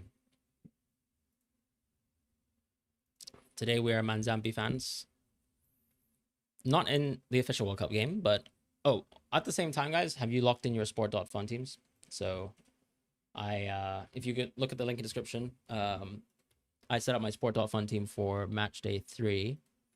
So I've gone for, okay, let me zoom out a little bit.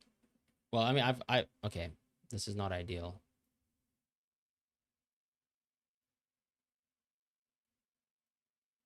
I have gone for this selection of players.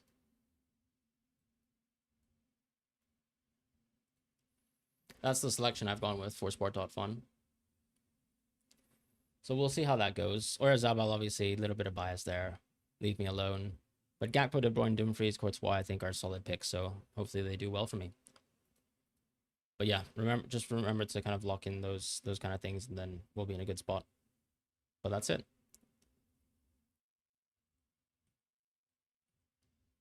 Back to World Cup Fantasy. And back to the football.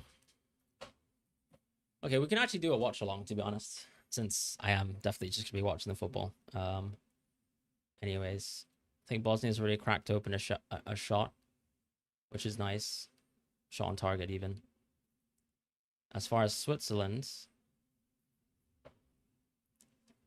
yeah, I have Manzambi in some of my other games, so I'm actually looking forward to having him.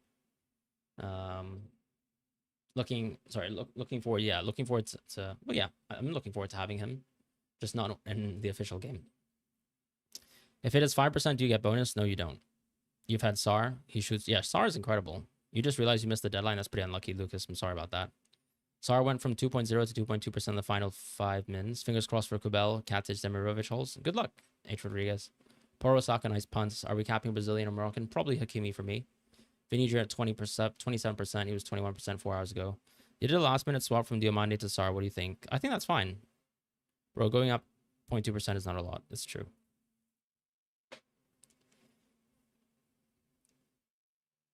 Oh, Kone, who, with his broken leg is on the bench. Nice to see. Hopefully that his operation or whatever went well. I mean, are you guys like cheering for a certain team here, or you just want results to go well for your official game? You did a last minute swap from Diomande to Sar. Yeah, I think it's good. Infantino hit a worse corner. Are you going 4-4-2 setup? I mean, it doesn't really matter, right? Your position just changes flexibly.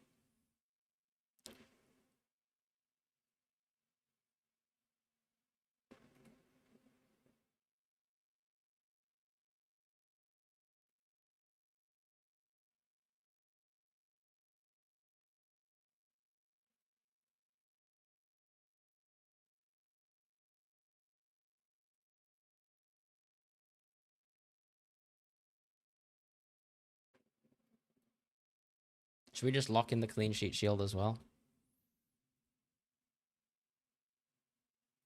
Actually, no, you do want to use qualification booster, right? In theory, the qualifications are the most obvious this round.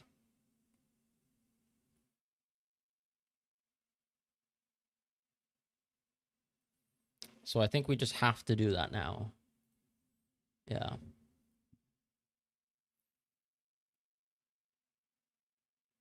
I think it just makes the most sense, right? Because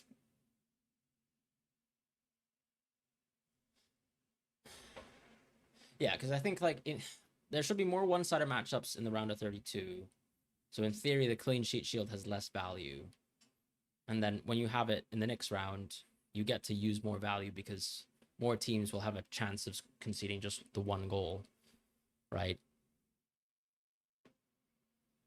Oh, Manzambio. Oh, pain. Pain. Pain, pain, pain, pain, pain. That would be so massive if Manzambi scored for me. I can't explain to you how all in I am on Manzambi in another fantasy game. Hopefully that counts as a I don't know if that's a shot on target, though, because Mbola was offside, right?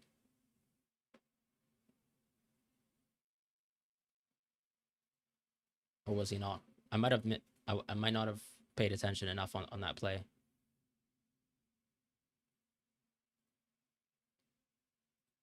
All right, let's lock in qualification booster. As far as transfers, we'll just have to save that for another day.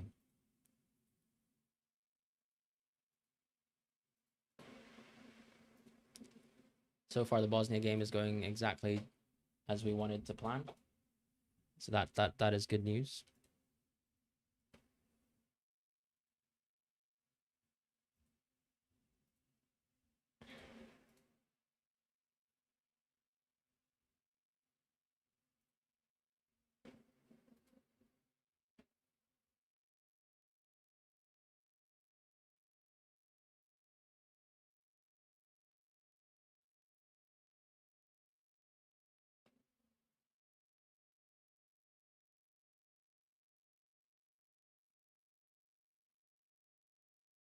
Can you explain in pound sterling?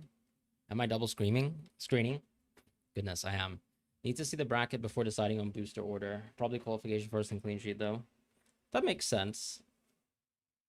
Konsa is a decent pick. In pound sterling terms, I mean, I don't know. I mean, like, we're talking 4 digits. That's how important he is.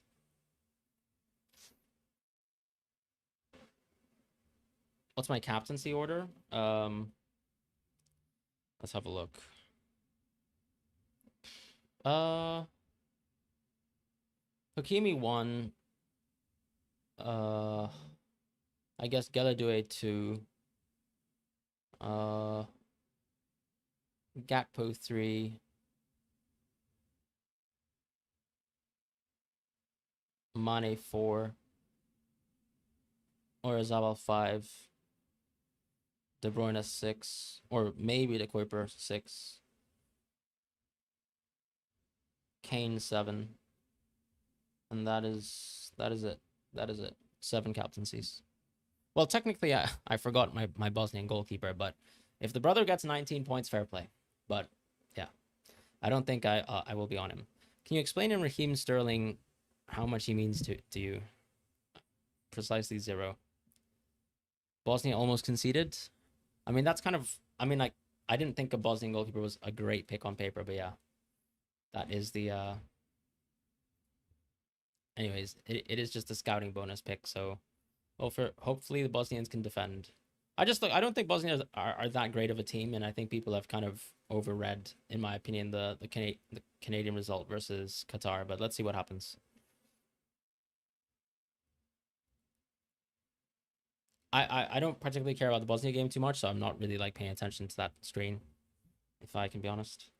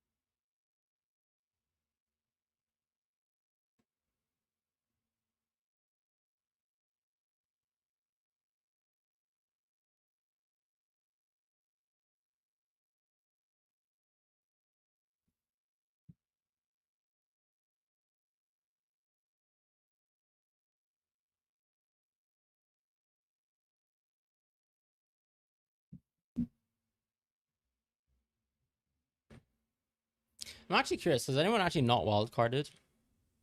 Can you share again how your captaincy cheat sheet on how many points should we stay? Camp Hakimi just to counter the rumors of him not start. I mean, we'll find out if he starts or not, right? Before we like flip the captaincy. Is third place game going to be a part of fantasy? Yes, it is. It's going to be part of fantasy. I personally prefer Hakimi captain, but I think it's close. Why not quality boost in quarters? CS max. I mean, why would you want a quality boost in quarters? Like there's more of a chance that people progress in the round of 32 than there is in the quarters, right? As you go progressively into the tournament, in theory, each like stage of bracket is going to be tougher to go through in terms of like the difference in terms of the odds. Like technically, a lot of the round of 32 games are more one sided than any of the round of 16 ones we have.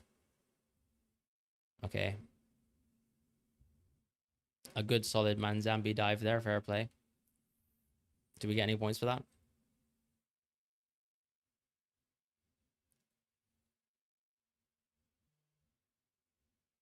Okay, yeah, that is literally that is insane dive.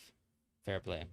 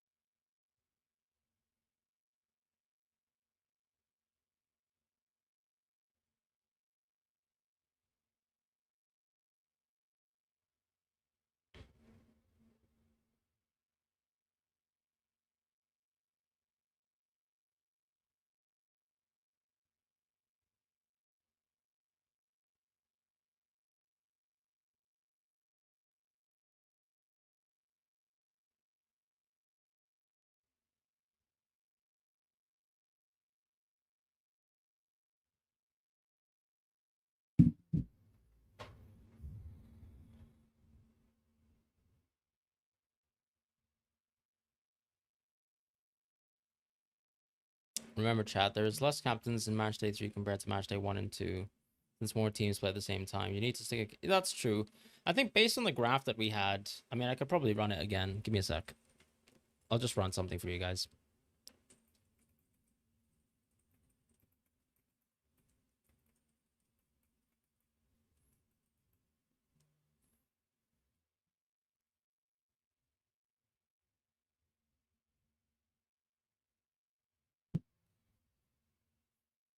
I'll quickly mock something up for you. I'm just running the simulations.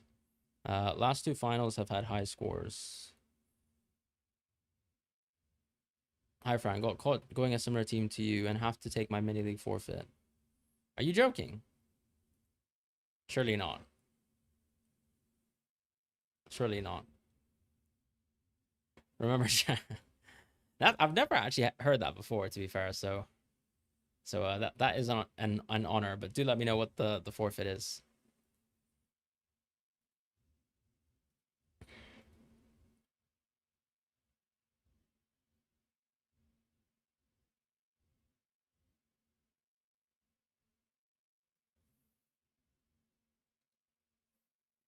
God, it's like shockingly hot.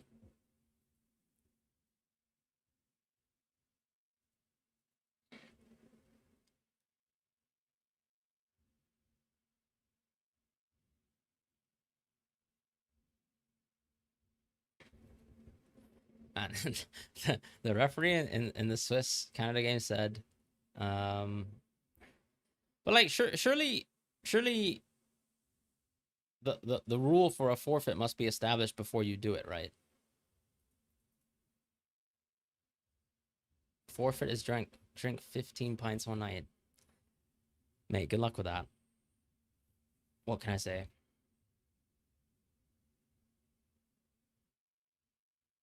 Generally, I think the stick or twist logic probably looks something like try to stick on something that's like 12 and then it rapidly descends by 1. So like start with 12 or like third, like it really depends. Like if you are an optimistic person, start with 12 or 13 and then go one by one by one by one down every single captaincy until the end, basically. And then you do the coin flip. That's not a forfeit. I mean, 15 pints is still quite a fair bit now. Would it be a bit of a stretch to say it's not a forfeit? I don't know. I certainly wouldn't want to be drinking 15 pints one night.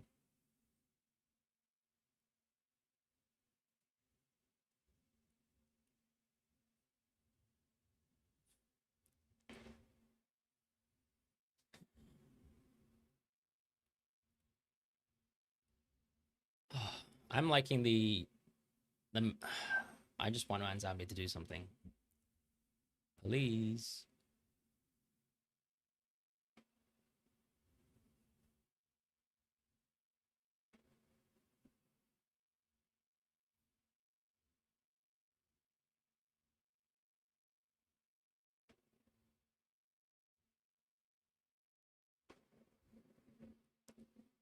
I think Manzambi is completely offside now.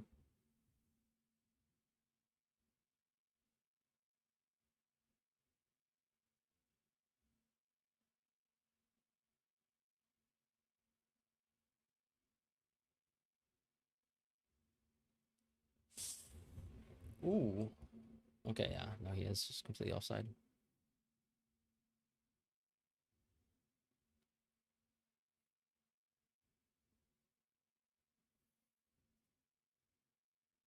Don't forget to hydrate. You know what? Great call. Great call.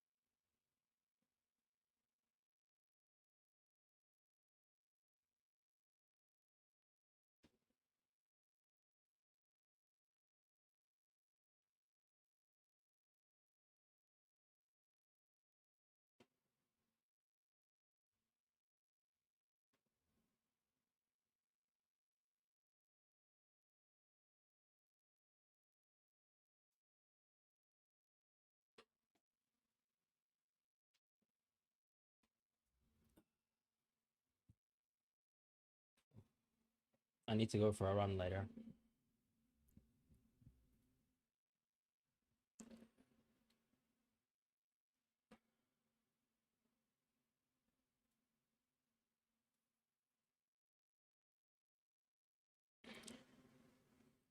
And Manzambi really could have scored that chance earlier as well. Like that was actually a pretty easy chance. I'm not gonna lie. My grandma could score that. Nope, that's just a joke. Please don't take me seriously. Could he have though? I think he actually just completely missed the ball though. He could have scored. Game's gone. Hydration break, you mean? Mazarawi's 5%. Yeah, that means no scouting bonus.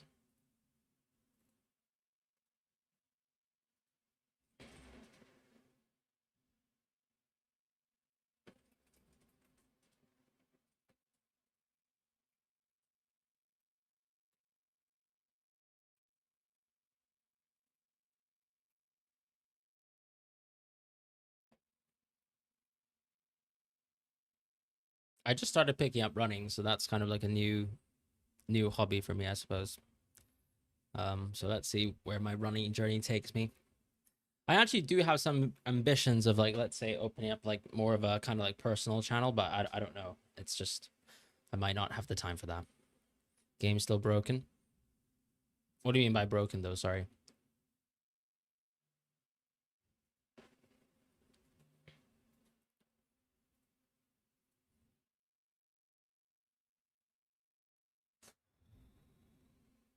Over budget ever message. It's a bit strange, no?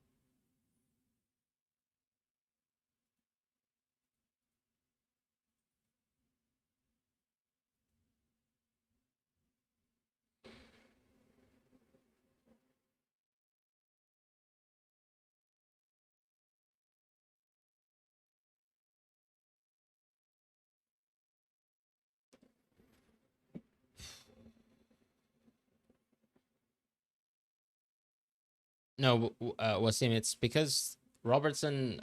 It's well, I mean, the thing that's annoying basically is when you click on someone, the match day selection ownership is slightly different to the ownership when you actually hover over like the selection. So it's like it needs to be the match day selection percentage ownership on that specific round, which is it's a bit buggy. But yeah, anyways.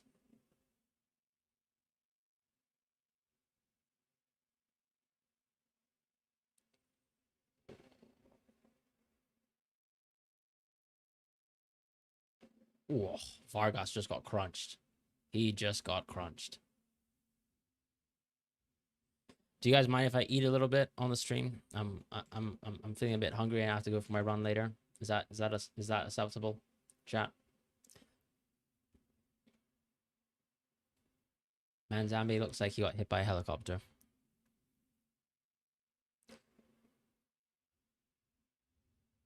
You're that confident he won't? No, I don't know. I think 5%. If it's, I don't know how to explain it. So for example, okay, let's do it this week, right? So if I go back to round 2, so when you click on a specific round, so this is round 2 Laporte, right? When you click on him, he's got 4.9%. But then, like, for example, like Laporte now might have like a certain percentage ownership that the website says that he has. So like it'll say 6.5% here, but then like when you click back into like another round, it will be different again. So it's like there is a bit of a bug. I remember last week people were asking me the same question because basically Laporte's ownership was 5.1% when you clicked onto like this when you were looking at round 3, but technically because it was round 2, when you clicked individually on his round 2 like player selection screen and you clicked on his profile, it actually showed that his ownership was like 4.9%. So, and the same thing with Upamecano as well. So yeah, it's a bit strange, but it can happen like that.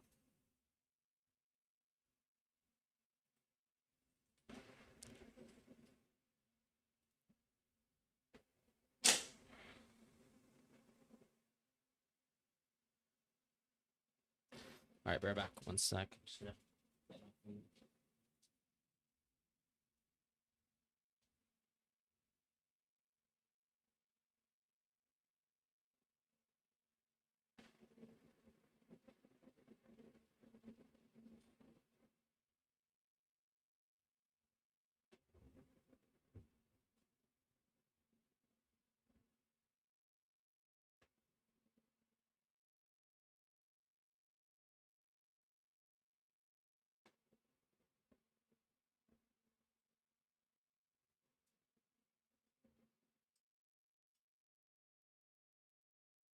Right, so Switzerland already have 1.2 xg. So good to know that they've made use of that. And Manzambi's totally not missed a huge chance, but it's all good. We move on. Does that even count as a shot on target for Manzambi? Wow, it actually doesn't. That's depressing. Fair enough. Goal Bosnia. Ooh. That's a good start.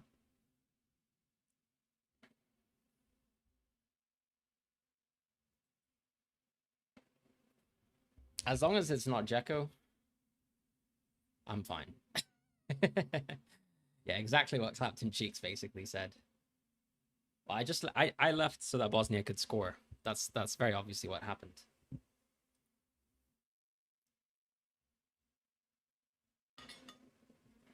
You're welcome for Bosnia fans.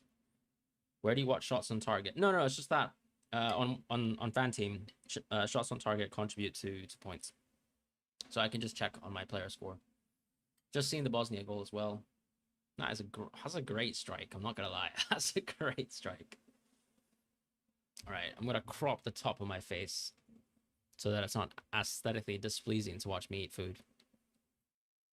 Isn't that much better? Fantastic.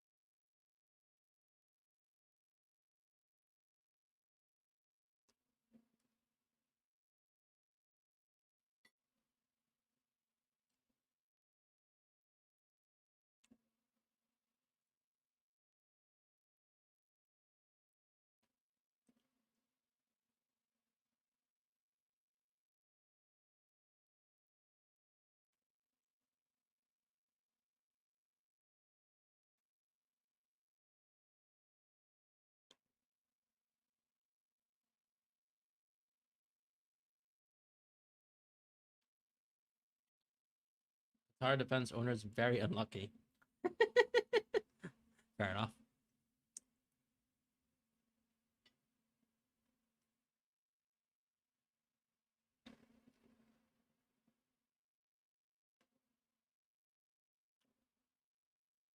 Ooh, great transfer. Ooh.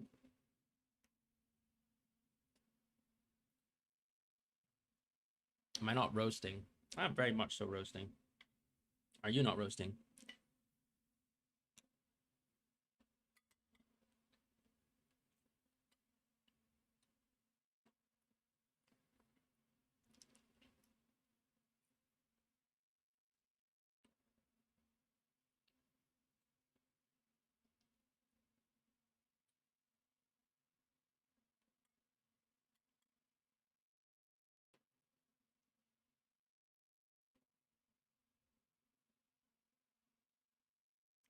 I feel like Vargas kind of wasted that chance. I'm not gonna lie.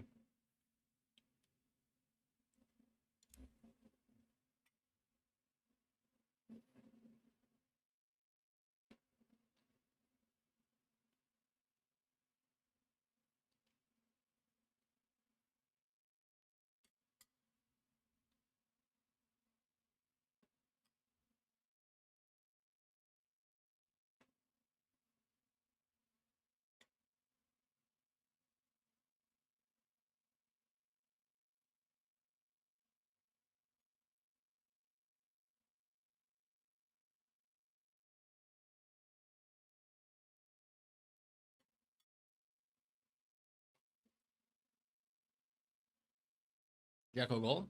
Fantastic.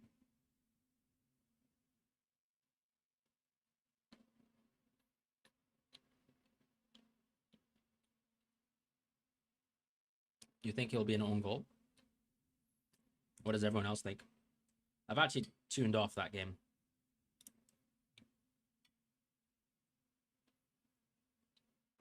I mean, fair play, though. At the end of the day, it is Qatar.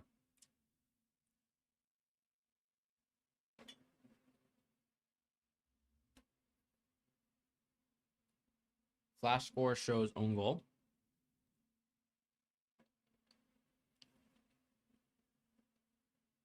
Then it's probably an assist.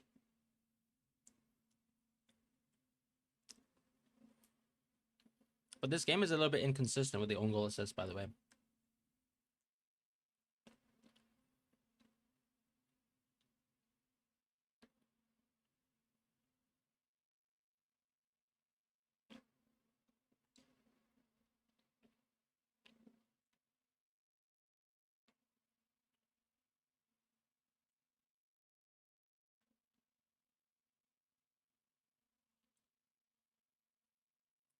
Own goal by Opsa. Yeah, so that's still an assist, though, right? So if you think about it, he should be on scouting bonus now, right?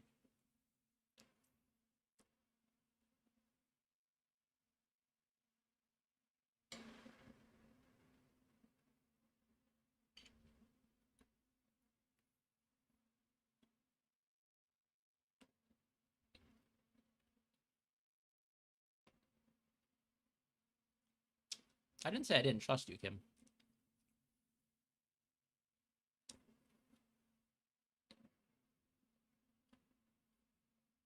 There were a couple shocking calls there, yeah, I will admit that, you know.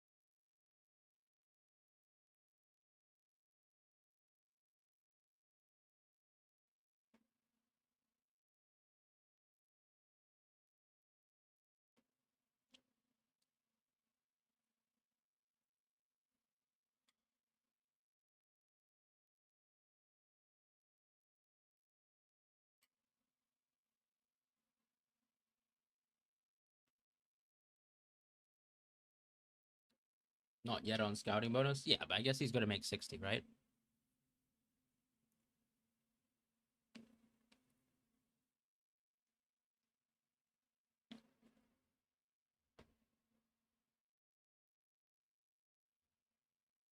No assists so far.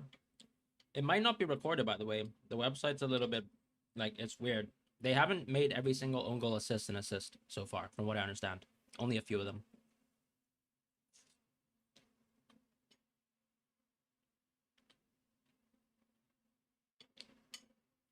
That Granit Xhaka set piece was awful. Fair enough.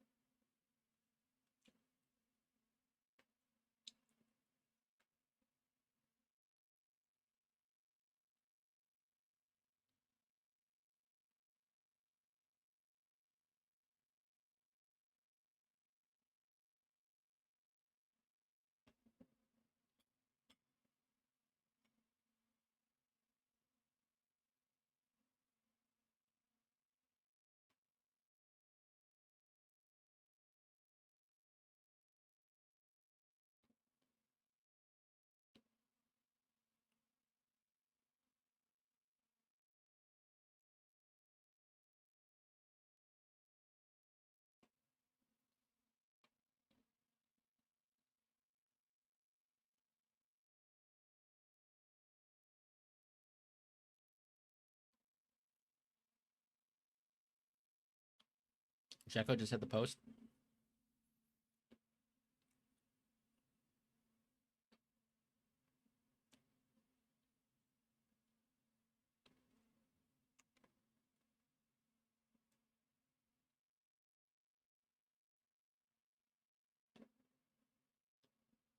I think the question that Mbolo owners from Matchday 1 should be asking themselves is how they only got one goal versus Qatar.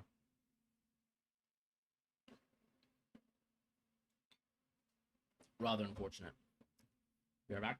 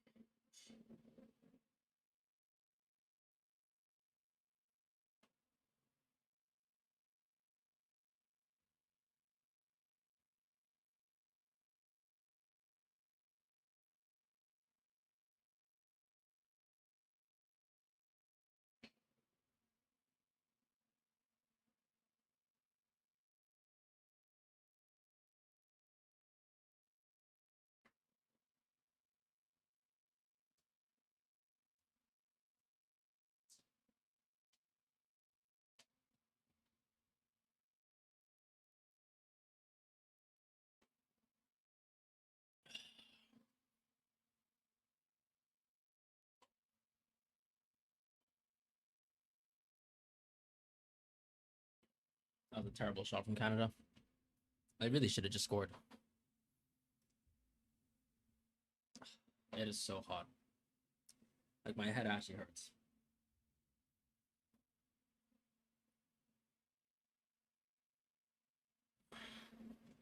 Oh, sorry.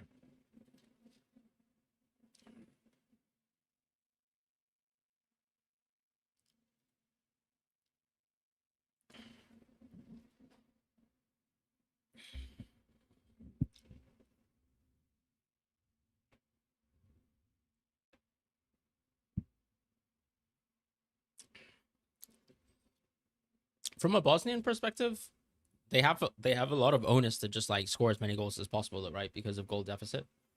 Am I drinking from a pewter goblet? I have no idea what that is. It's like Howl's Moving Castle. Calcifer. Is it Calcifer? I think so, right? No, sorry. Is it Howl's Moving Castle? Yeah, it is. Studio Ghibli movie. Or I don't know if it's actually called a. I don't think. I mean, I don't think I'd call this a goblet though. Like, it. Did Qatar lose clean sheet? Yep. Yep. What did we say? What did we say? Bosnia aren't that good. All right, that's fine. Well, we'll just have to default to my other goalkeeper then. Senegal, please.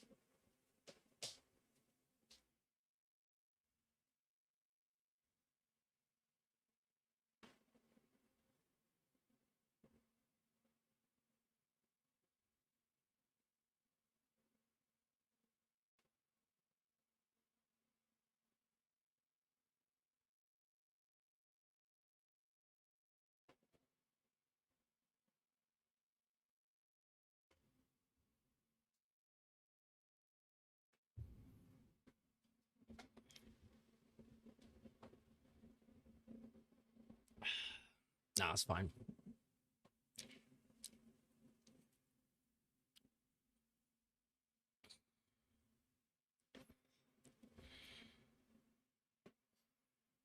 We probably should have just gone for Bruggen. But it is what it is.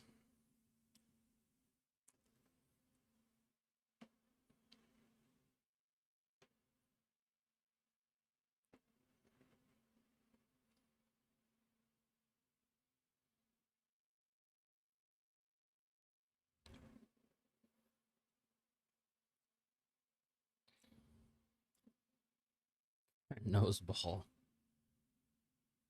Okay. I'm happy for Julian Lopetegui that his side has 2 goals in a World Cup.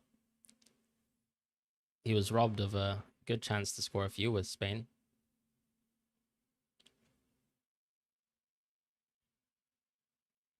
Yeah, I'm not watching the Bosnia game because I don't know. I'm just watching I'm watching Switzerland actually.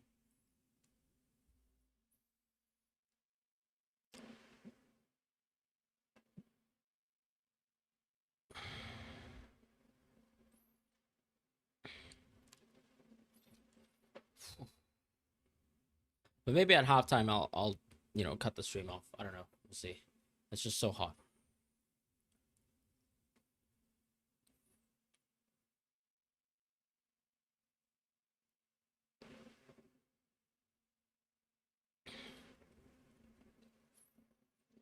Thanks, Zodiac. Enjoy the session.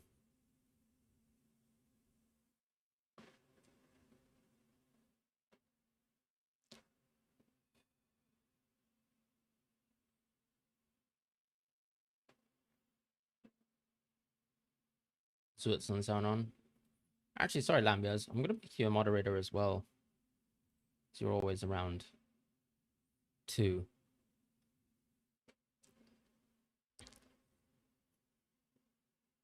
God, that Bosnian defense is actually horrible. What was that goal? I've just seen that.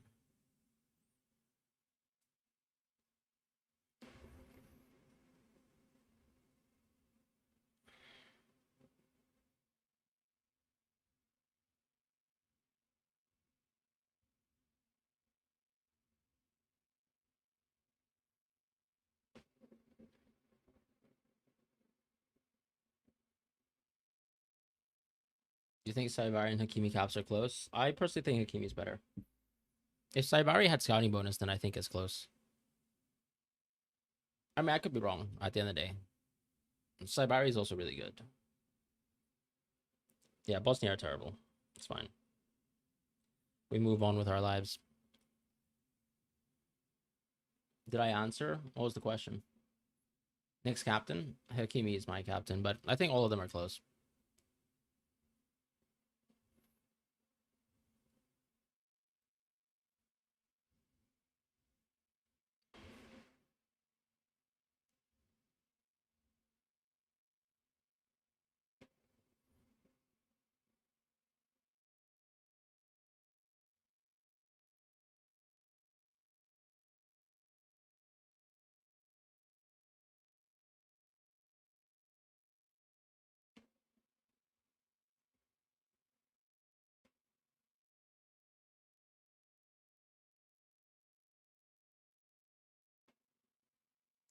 At least I didn't have double Bosnian. I mean, did anyone have double Bosnian defense? Did you, Mark? I guess I was ultimately okay with having a Bosnian goalkeeper because I have two goalkeepers, right? So you can definitely flip that coin twice for a position that you don't care so much about. But I should have just gone with Verbruggen in fairness, given that I had three options.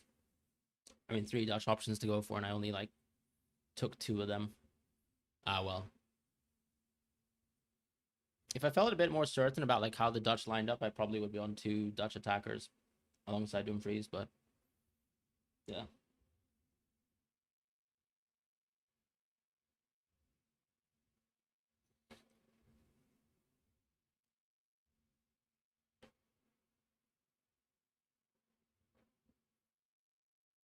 Qatar hit the post.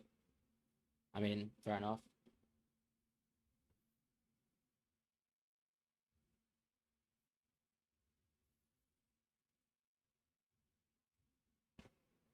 Yeah, it doesn't actually seem like it's a very high quality game right now.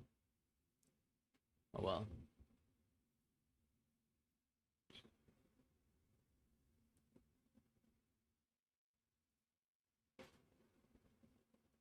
In theory, Canada lead Group B, right?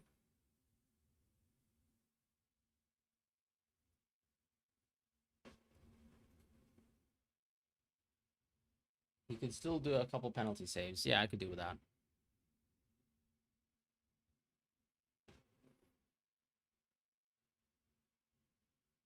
He went with Reach and Livkovic. Yeah, Livkovic is actually decent as well.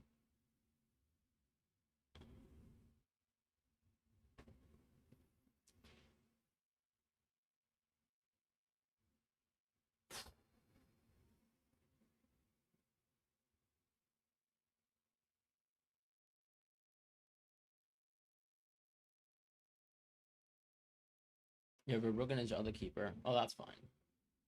You took a punt on Kolasinac over Otamendi. That's probably not so fine, but I just tend to think with goalkeepers, you always have like the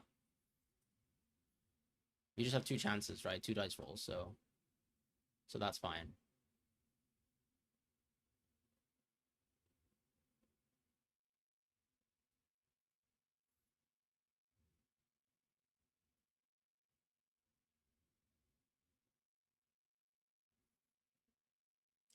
What happens if one match gets suspended due to weather conditions? Well, you just won't be able to change your captaincy, unfortunately.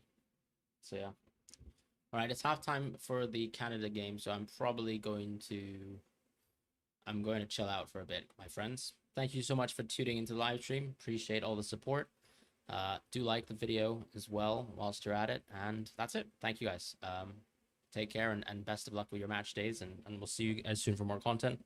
I do want to let a few more games play this week before I make more content because there's kind of no point like creating wild cards when theoretically we don't even understand how the bracket's going to line up. But yeah. Yeah, I mean, I was the same thing with me and Verbruggen as well. I kind of thought he would go to 5%, but fair play to the people who went there.